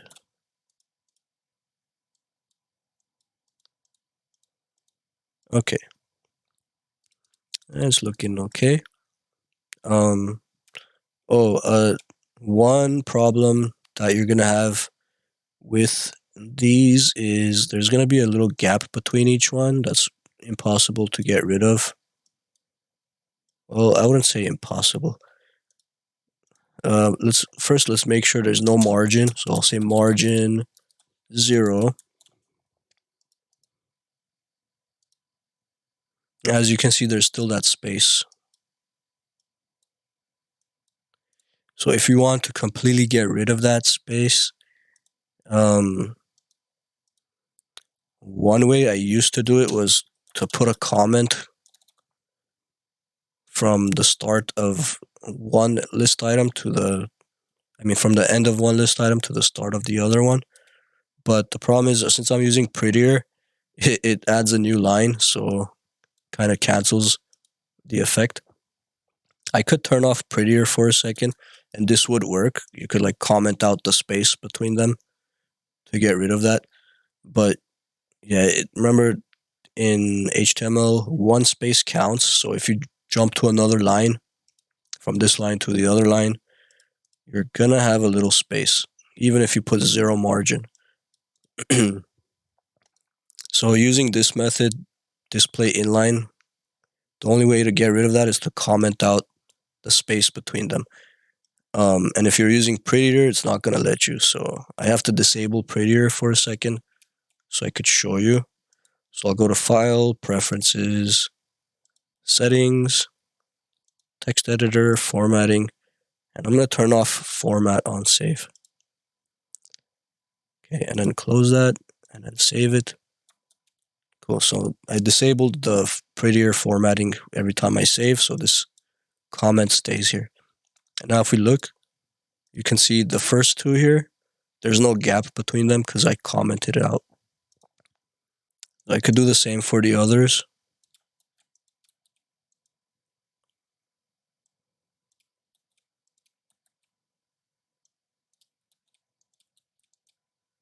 Oops.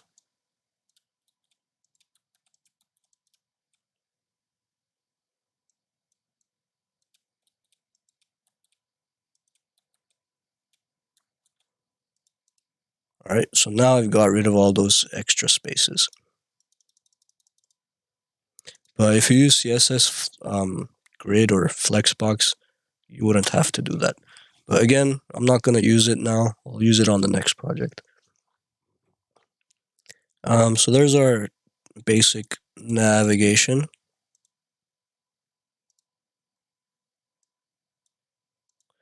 Should probably have like a nice header, like my top 5 restaurants in LA.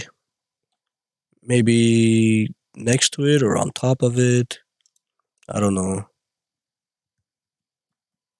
But since I created a header and I put a nav inside, the title that I put could be inside the header, but outside of the nav. So I don't know if I should put it here or on top. Let's just throw it in there and see how it looks. We'll put a H1.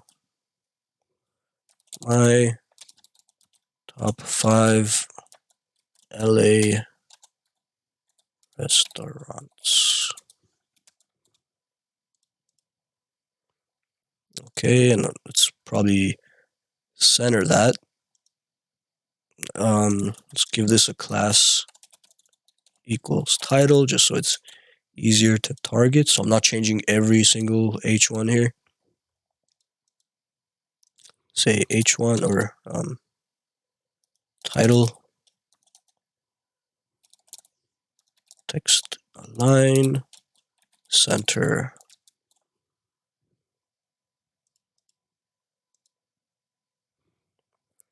And let's make it white.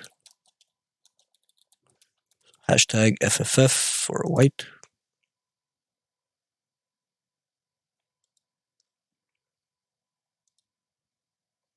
It's a little bit hard to see on this background.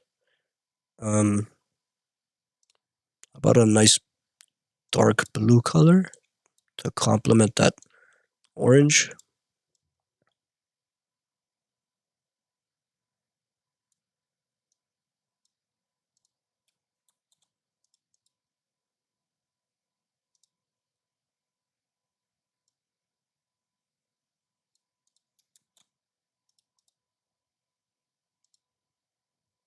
I don't know. I'll leave it there. Okay, so there's my title and then my menu. Now I actually have to throw in the content. Now to save time, I'm probably not gonna put a description for each one. I'll just use some lorem ipsum. But this is gonna go inside main. We'll have different sections. I'll give these sections these IDs that I put in the navigation. So the first one, I'll give it ID equals in and out. The next one will be L saws. Next one, Kai ramen.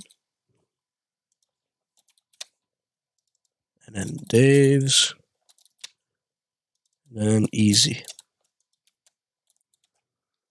Cool. We're not going to see them yet because they're empty, but they're there. If you inspect, you'll see that inside the body there's a main and there's these different sections. They're just empty right now, so we can't see them. So inside each section, what should we put?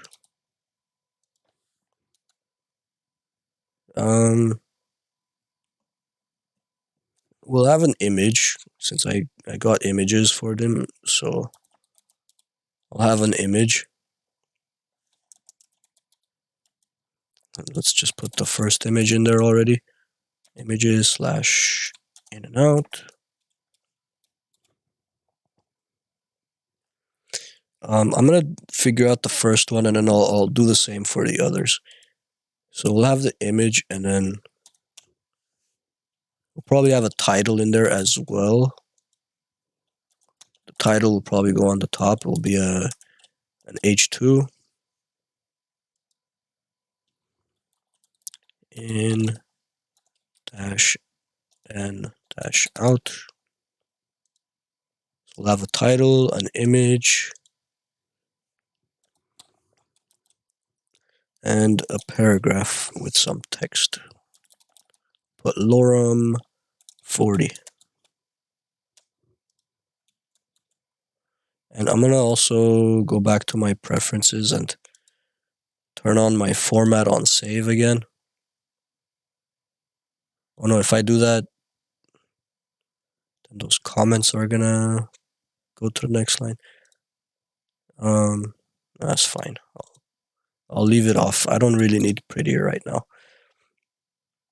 I will do word wrap though. So view word wrap if you want your text to wrap around and not just go on in a straight line. So view word wrap. Keep that on. Let's see what this looks like. Okay, well, the image is coming in full size, huge, but there's the title. It's tiny compared to the image. I don't know why this image is so huge. Let's make it smaller. We can make all of the images the same size. So I'll just say section image. Make it have a width of 300 pixels.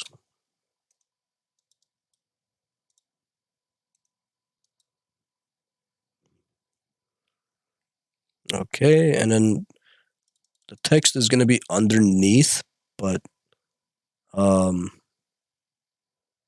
rather have it next to it.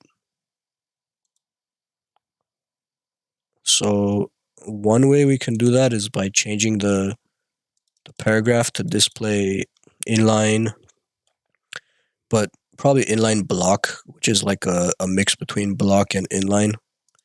The difference is inline block lets you add a width and a height, which we need. So let me try inline first, and if that doesn't work, I'll put inline block.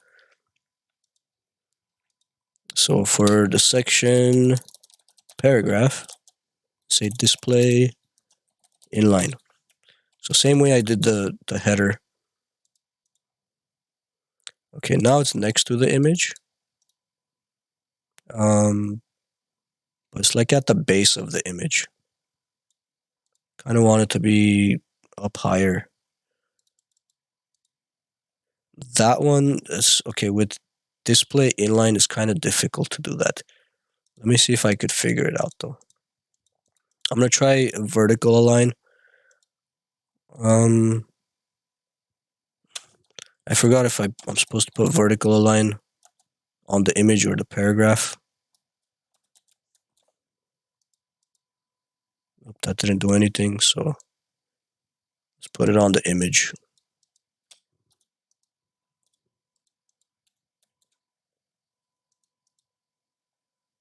Yeah, so putting vertical align on the image raises this up, but for some reason the next line is down here instead of underneath.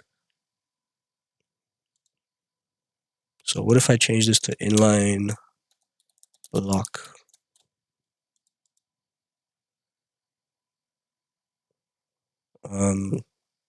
Probably also need to give it a width. Let's say, let's give the entire section a width, or let's put a container inside. So right now it's just the H2, the image, and the paragraph directly inside the section. But let's wrap them with a div.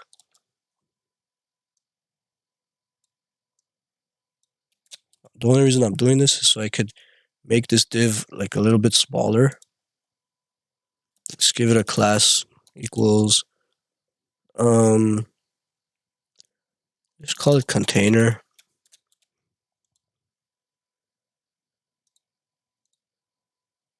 And then what's going on here? I have this one here. I don't know what that means. Oh, there's a problem here. Oops. I left the width and then I didn't put a value. So it lets you know if there's some problems. Anyways, this div container, I'm gonna give it a width.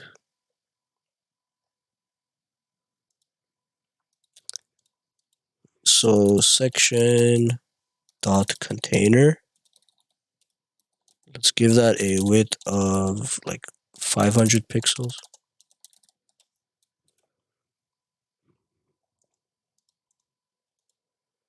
And then the paragraph, we'll give it a width of like 60%. And then the image, we'll give it a width of 40%.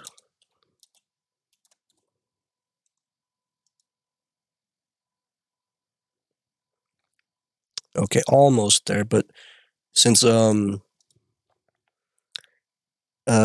some default margins and paddings, it's kind of adding up to more than 100%, so it's forcing this down to the next line instead of putting it next to it. So either gotta lower this to like 35, 55, or we should just reset. Make sure there's for everything. So that with this star, it's like a wild card selector. This asterisk. I'm gonna say everything is gonna be margin 0 by default and padding 0, and also box sizing border box. This just means that if there's any padding added to an element, that padding is included in the total width of that element. So it's not like added on top. Like if you make a 50 by 50 box with 50 width and you add 10 pixels padding, it's not going to make the box 60 pixels instead of 50 pixels. Okay, but by default, that's what happens. If you put a width of like 500 pixels on something and add 10 pixels padding, then the width adds up to 520 pixels because you have left and right side padding. But if you do border box for the box sizing, then whatever padding you add is going to be included in the total width. So that's what that does.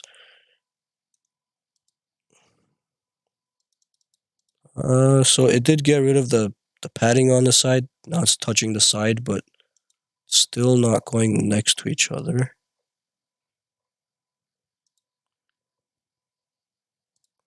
Let's just lower this a little bit to 55. Okay, now it fits. And also we want to give that section container a background color so we could see it a little better. Say background color. I'm using what right now? What color was I using? Not crimson. What's the other?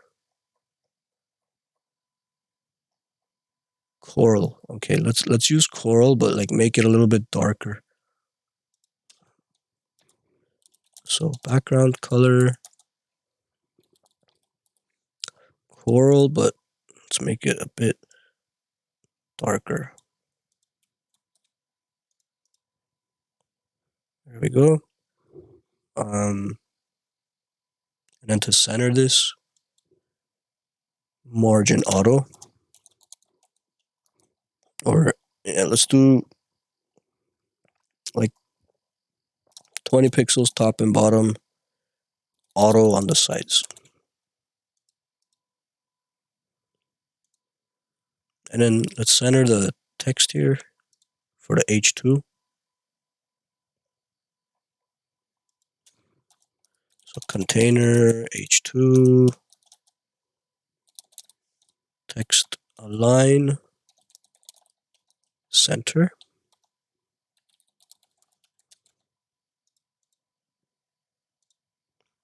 Now, since I took away padding from everything, like everything is really close together, so I'm gonna have to add in some custom padding on the title and the paragraph.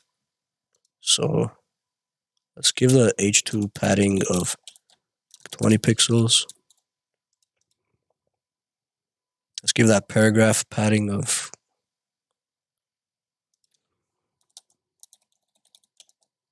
10 pixels.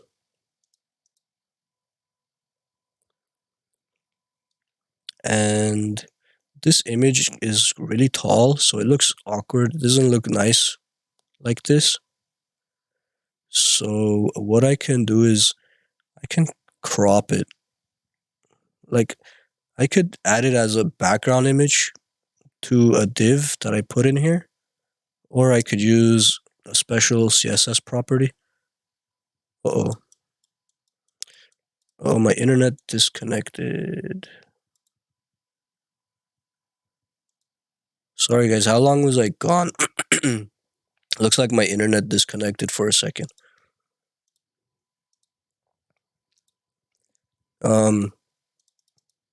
Anyways, I added some padding to the H2 and to the paragraph. And I was about to say, this image is tall, and it would look nicer if it was like a square. So I could either add it as a background image instead of using the image tag, and then make that div that I put it on the background of, I could make that div a certain height, and this will just be a background of it, and whatever doesn't fit will be cropped off. But there's a way to do the same thing with a regular image tag. Oh, no video? Let me make sure that's... Sorry, it got disconnected and the stream stopped.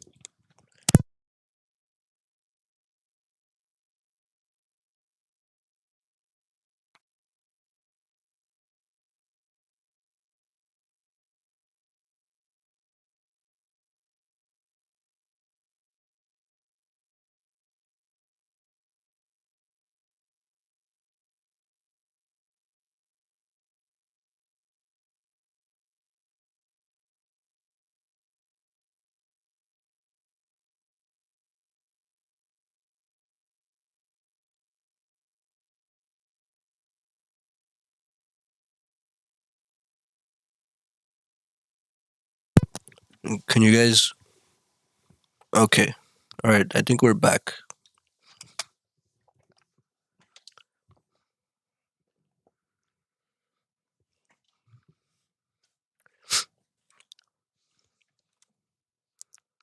Alright, so this image here is too tall. So one way to fix this is add it as a background image instead. But to do that, I would have to modify my HTML. So instead of having an image tag right here, I would have to add like a div and then give that div a special background image. I could like say hashtag in and out div that would target this div since it's inside the section with the hashtag of in and out. And I could put a background image on it. And then the image will just be cropped to fit whatever I put for the width and height of this div. But if it's an image tag, you could do something similar with a special property. called object fit, and we could just say object fit cover, but we also have to give it a height right now. So currently I didn't give it a height, so it's just full size. But let's say height, like, I don't know, 200 pixels. So now it's a square.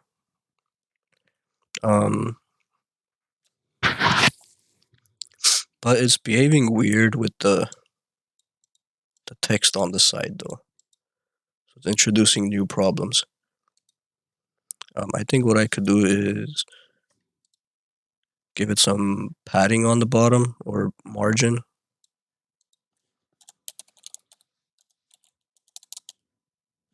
Actually, before I try that, let me try taking away this vertical align middle. Okay, that shifts it to this way. What if we change this to... Let's try all of them. Sub. That doesn't help us. Super. No change. Text bottom. No difference. Wait, is it?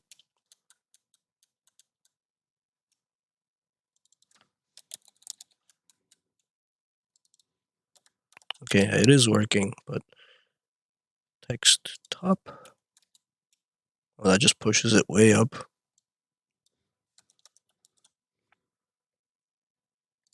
And top.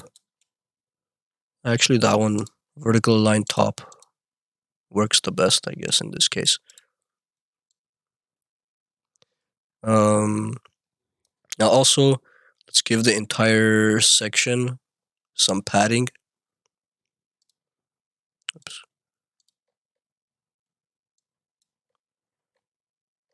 Or sorry, the entire section container. So this container, which I gave a width of 500 pixels, let's give it a padding of 20 pixels. So it's not like all close to the edges. I think I could make this a little bit wider, like 600 instead of 500. Okay. Now, I'm not really worried about responsiveness at the moment because I'm trying to keep this simple. If you're in CGD 165, I want you to use, like, try to use CSS Grid and Flexbox because it'll be easier to make your site responsive. And by responsive, I mean, like, there's no scrolling to the left and the right like this. If the page gets smaller, this will shrink down. Now, in a later lesson, I'll show you how to make this responsive. There's different ways of doing it, but just at the moment, just realize that it's probably not a good idea to leave it like this. One easy way to fix it, I guess, is just to, instead of 600 pixels, make it like 60%.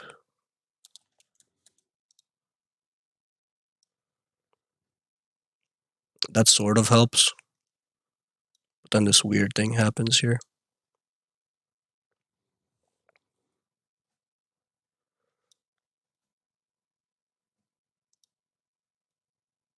You'd have to use something called media queries to, like, let's say, make the width, instead of 60%, make it 100% at a certain screen size. And that's not hard to do, but I'm not going to get into it right now. Because again, it's a little bit more advanced. Try to keep it simple, so I'm not going to get into media queries right now. But let's go 80%. That will sort of make it a little bit more okay. All right, so that's the first one, and then the others just gonna follow the same format. And since I made this background darker, I think it's okay to use a white font color. So for the section container, I'm going to put color hashtag FFF to make it all white inside. And I think it will also look nicer if the header, the H2, had a different background color maybe. Let me try adding a background color on that. Let's make it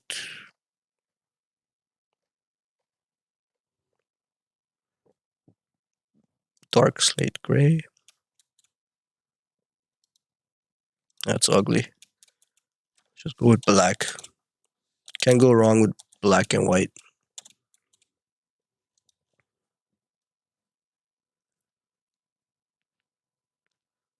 And I feel like it needs a little bit more padding on on the top of this. So the paragraph padding, make it 20 pixels.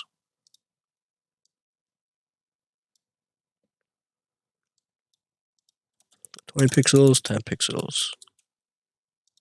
So 20 pixels on the top and bottom, 10 pixels on the left and the right.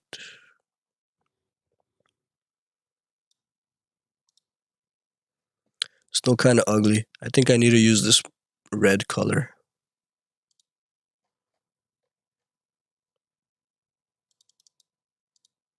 I'm just going to copy it from my A's where I put it. So I'll put it here too.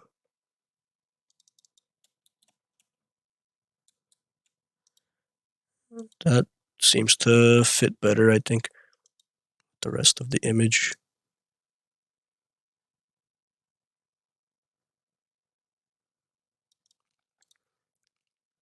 Okay, so now that the first one is set up, now I'm only including just a picture and a paragraph of some text.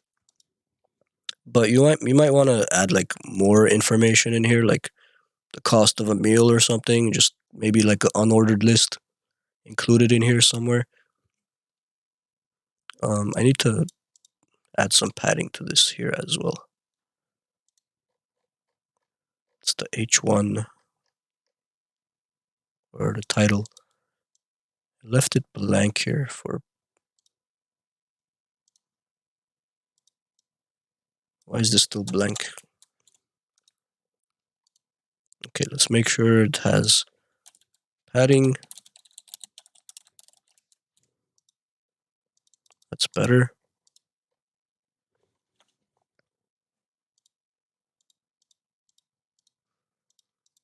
What else?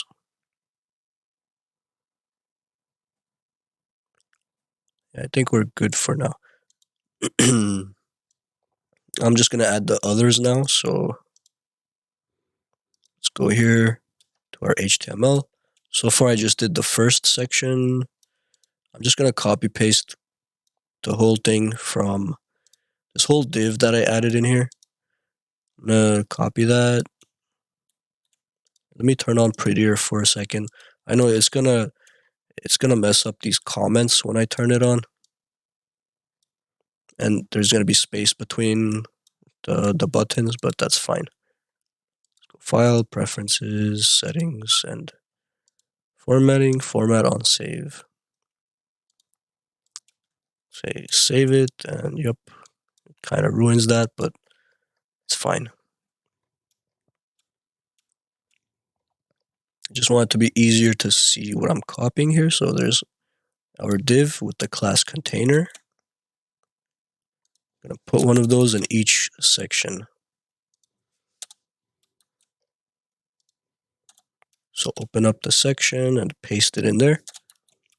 And then we have to go in and obviously edit stuff because right now they're all going to be in and out, which is not what we want. So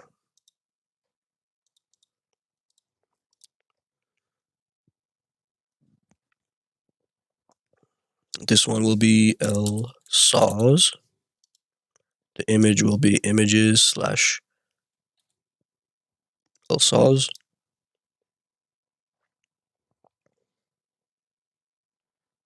Next one will be Kai Ramen. And the image will be images slash Kai Ramen. And this is why I renamed the images, just so it's easier to figure out which image to throw in there.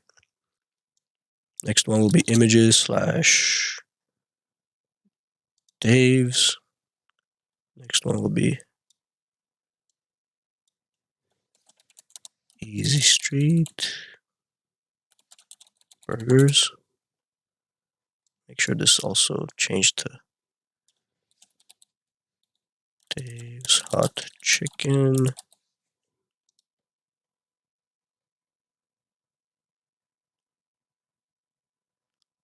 And then I think that's it.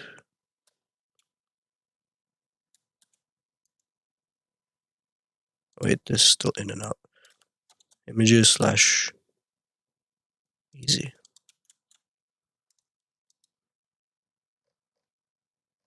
Okay, well, that's weird. Why is this one looking different? I might have...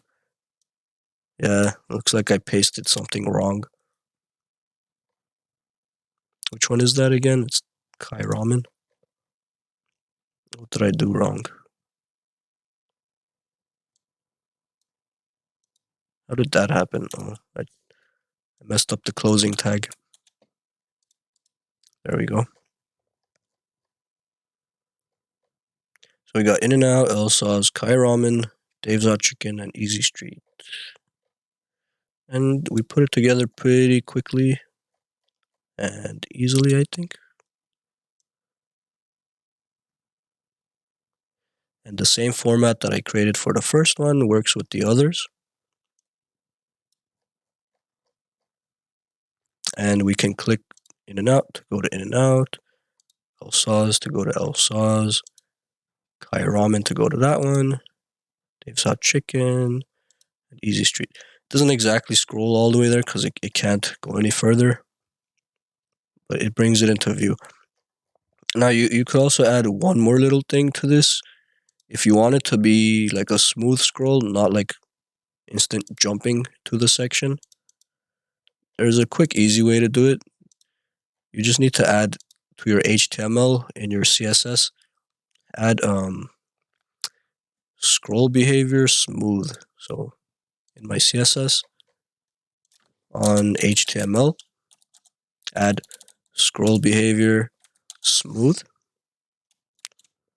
and instantly that will get you this nice effect where instead of jumping instantly, it'll scroll down, it'll animate instead of jumping instantly.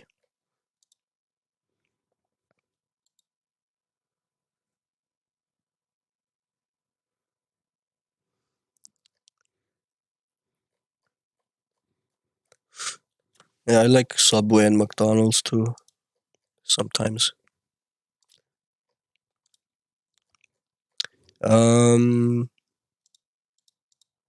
So let me copy paste this. Let me upload this for you guys.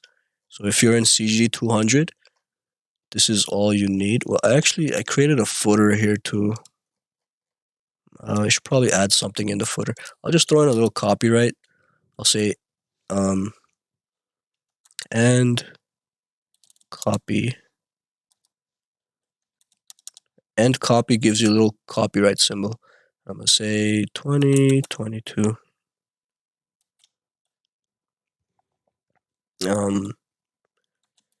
David. Okay.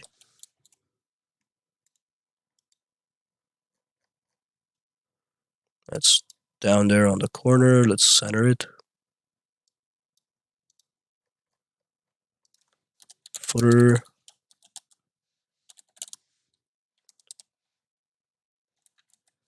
Text align center and padding 20 pixels. There we go. Probably also give it a different background color. Like this one.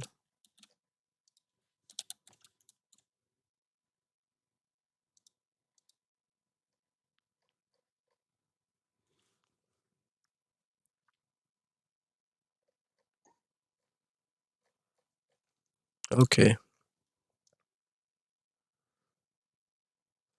So like I said, I did this with like basic CSS. I didn't make it super responsive, although it is slightly responsive. Um, Getting it to look nicer than this when you make it smaller, it's kind of tough anyway. I don't know what I would be able to do. Let me just think off the top of my head. Um, I'll probably just use CSS Grid. Try to make this look nicer. Have the text and the picture the same height. And if the text gets too long, you could have like a little scroll bar under it. Could probably even do that with this current text. Let's see. Since I gave the image a height of 200 pixels, I could give the paragraph a max height also of 200 pixels.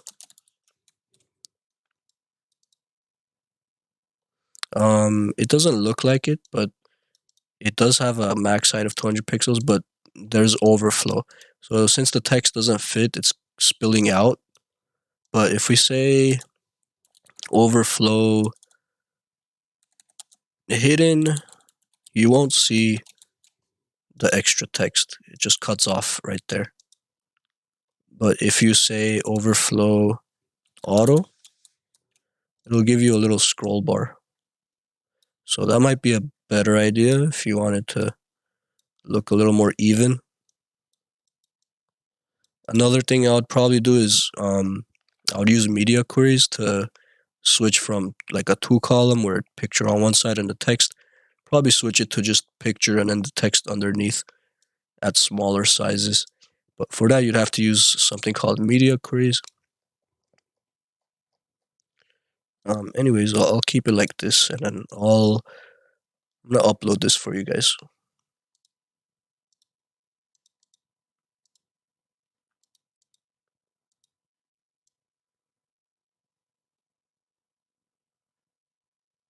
Oh, this is a vegan burger I took a picture of. That's fine. Um, okay, so for this assignment, I will attach this site that I just created, this web page. I'm gonna zip this.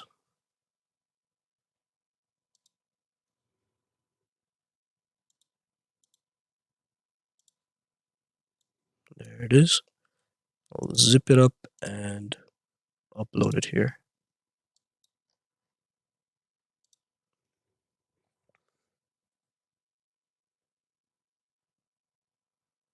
Well, what's going on?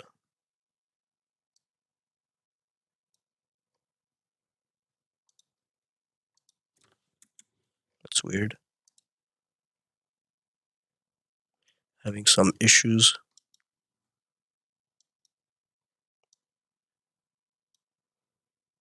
Probably my internet being slow or something. Oh, and I'm disconnected.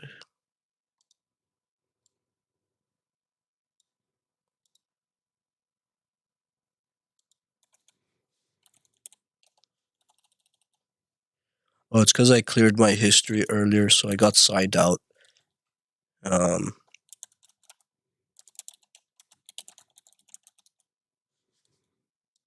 to sign back in.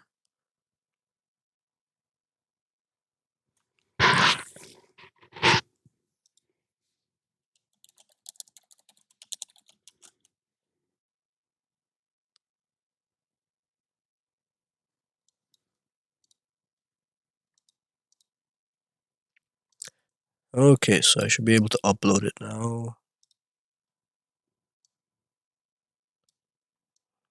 There it is.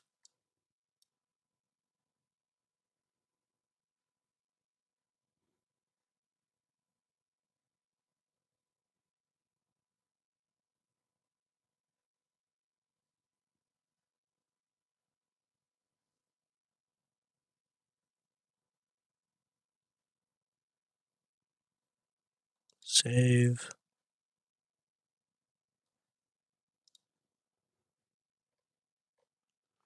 Okay, so now if you go to this assignment, you should be able to see the attachment. Oops, edit. Yeah, so it should be attached there. So you could download it and then you'll have exactly what I have right here.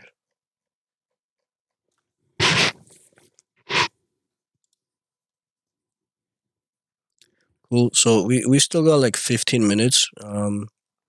For the next 15 minutes, I'm gonna start converting this to use some different components. Like we'll use media queries, I guess. So this next stuff, it'll be more for if you're in 165 or 151 and you want to create a site that's a little bit more advanced. I'm gonna get into CSS grid and flexbox, but I'm just gonna see how much I could change in 15 minutes. Okay. So we'll leave this one alone as is.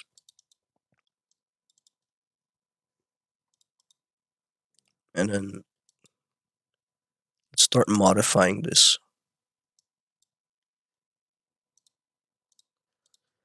Right, so first of all, I want to convert the header to use Flexbox. So these buttons, instead of using display inline or inline block, I'm going to change those to display flex.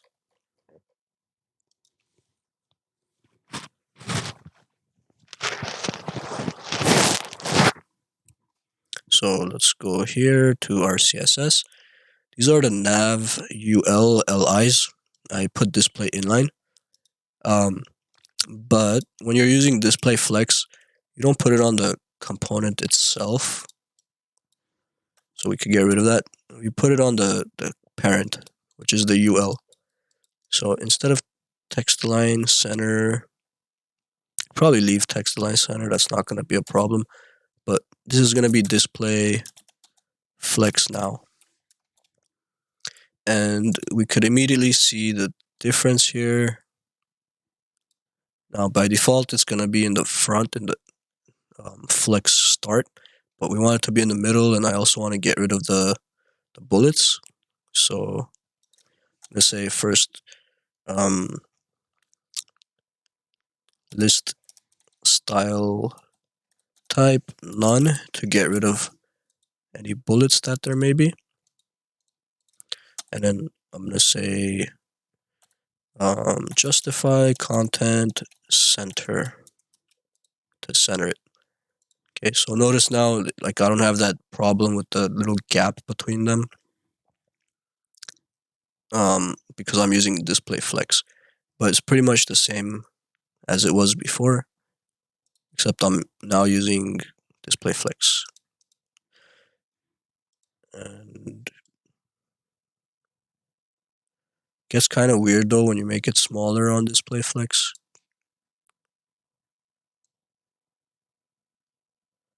I guess what I could do is enable wrapping. Let's say flex wrap. So that will allow it to wrap around. So if it doesn't fit, the last one will go to the next line. And then for the image and the text here, currently I've got it on, I gave it a width and a height. Image width 40%, object fit cover.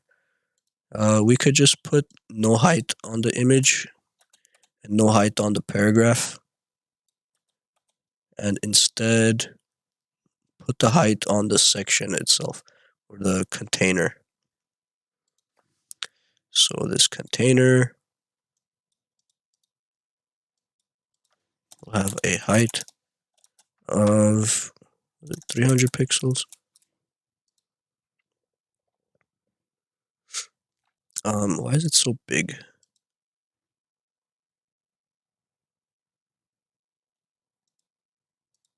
Oh, I put Oops, I put it on the H2, but on the container itself. Okay, and the image is sticking out for some reason.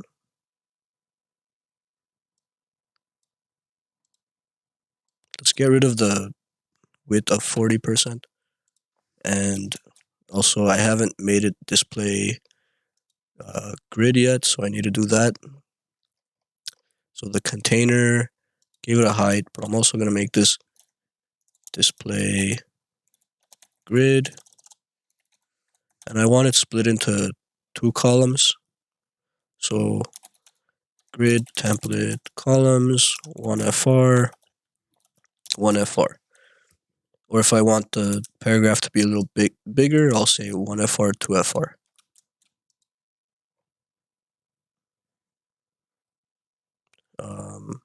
Oh, sorry, there's also an H2 in there. I have to take that into account. So I don't want the H2 to be part of the 2 columns. So I guess I could say grid column on the H2, say 1 over -1, which basically spreads it across both columns.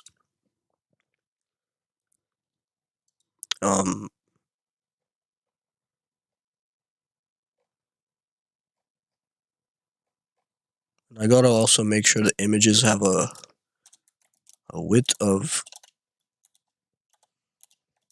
100%, so they're not bigger than their container. Cool.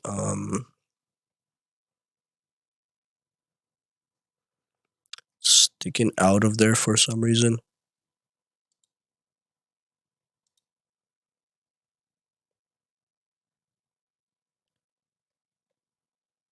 Let's also give it a height of 100%. Probably fix that problem. Not really. I don't know why it's sticking out. Oh, actually, I don't know. Let me see. Image height 100%. That's weird. It looks fine like this, and then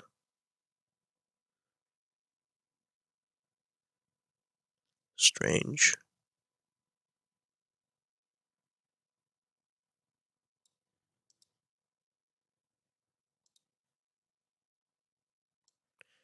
Probably get rid of this width on the paragraph as well. Yeah, that fixes it. Well, sort of. Not really. I don't know why that's happening. When I make this bigger, this picture gets taller.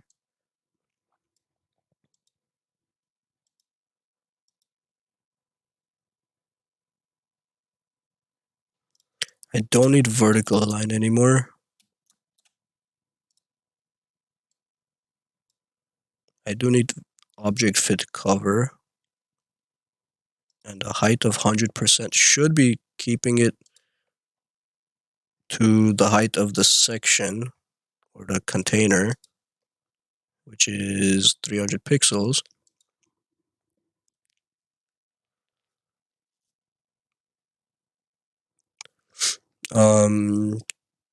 The meta tag, I already have the meta tag. It's already there. Max width 100%. If width 100% isn't doing it, max width or max height wouldn't really help. This width of 80%, that's for the container. I'll leave that alone. Height 300 pixels. It could be because of this in the H2, like being part of the 3 columns. Like I should probably keep that separated, since I don't really want the H2 to be included in the 2 columns. So I could just leave it outside of the container. That way that H2 doesn't need the grid column. Then it's gonna be outside of it though. So then I have to center that and fix the, it's no longer in container, so just have to change that to section.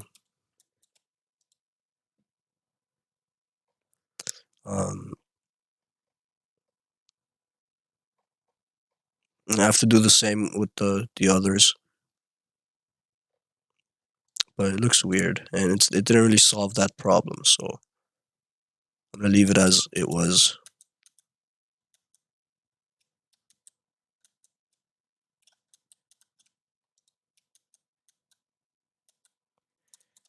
Since that didn't make a difference.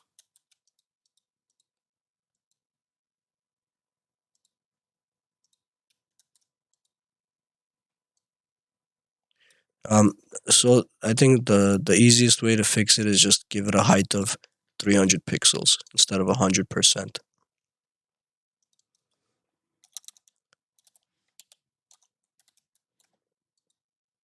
Actually, 300 is taller. Since the whole container, including the header, is 300 pixels, this has to be 300 pixels minus whatever the height of this header is.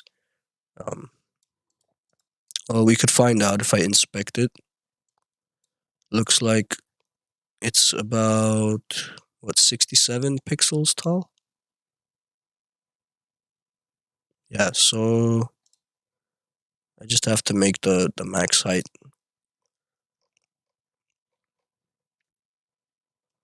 Where is it? Instead of 300 pixels, I could do like 240 or 230.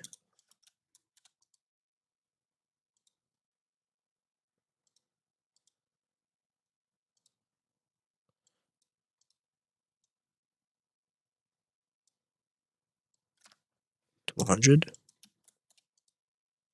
Okay, 200 then. So a whole 100 pixels. Anyway, that's the quickest way to fix that.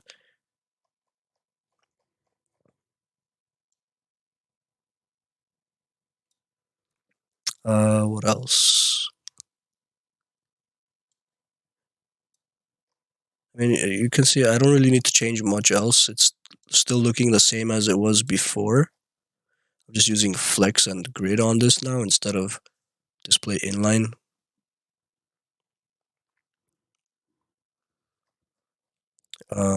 Last thing I'll do is I'll use a media query. Since I'm using display grid, I mean, you might be wondering, oh, what's the point of doing all that, changing it to grid if it's going to look exactly the same?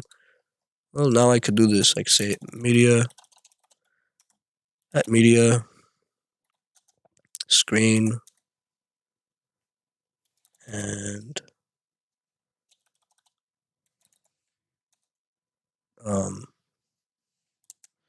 why did this pop up an autofill for me? It's at media, screen, and max dash width. Let's say 800 pixels. This means anything I put in here, any CSS that I have in here, is only going to apply for when my screen is 800 pixels or less. So what I want to do is change this container to, instead of grid template columns 1FR, 2FR, I'm going to change it to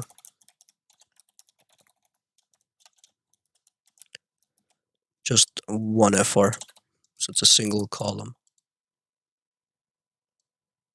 Wait, did I forget something? Section container. So I have to be as specific or else it's not going to override. I have to say section container since that's what I set up here. To make sure I say it here too. Remember, specificity matters. All right.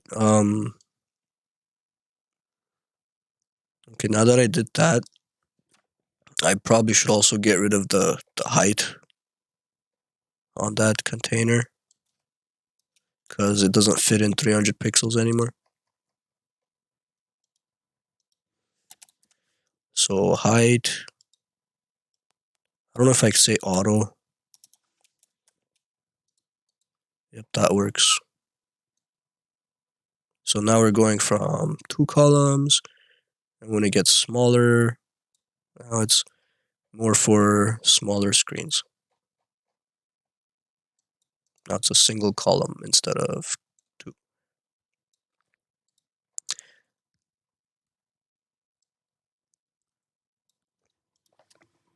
Okay, and it's 9:45, so let me just give you the sign out code.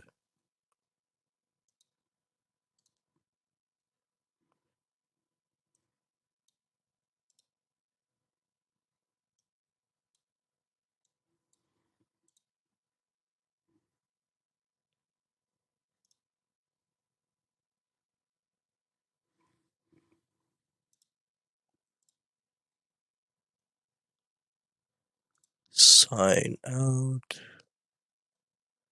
Today is January 18, 2022, Tuesday. So I guess tomorrow's lab day. No lecture tomorrow.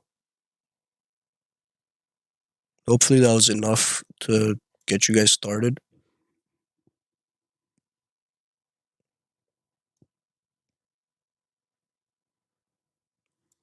Do you want me to upload this one with the media creator? I guess I'll upload that as well. Why not?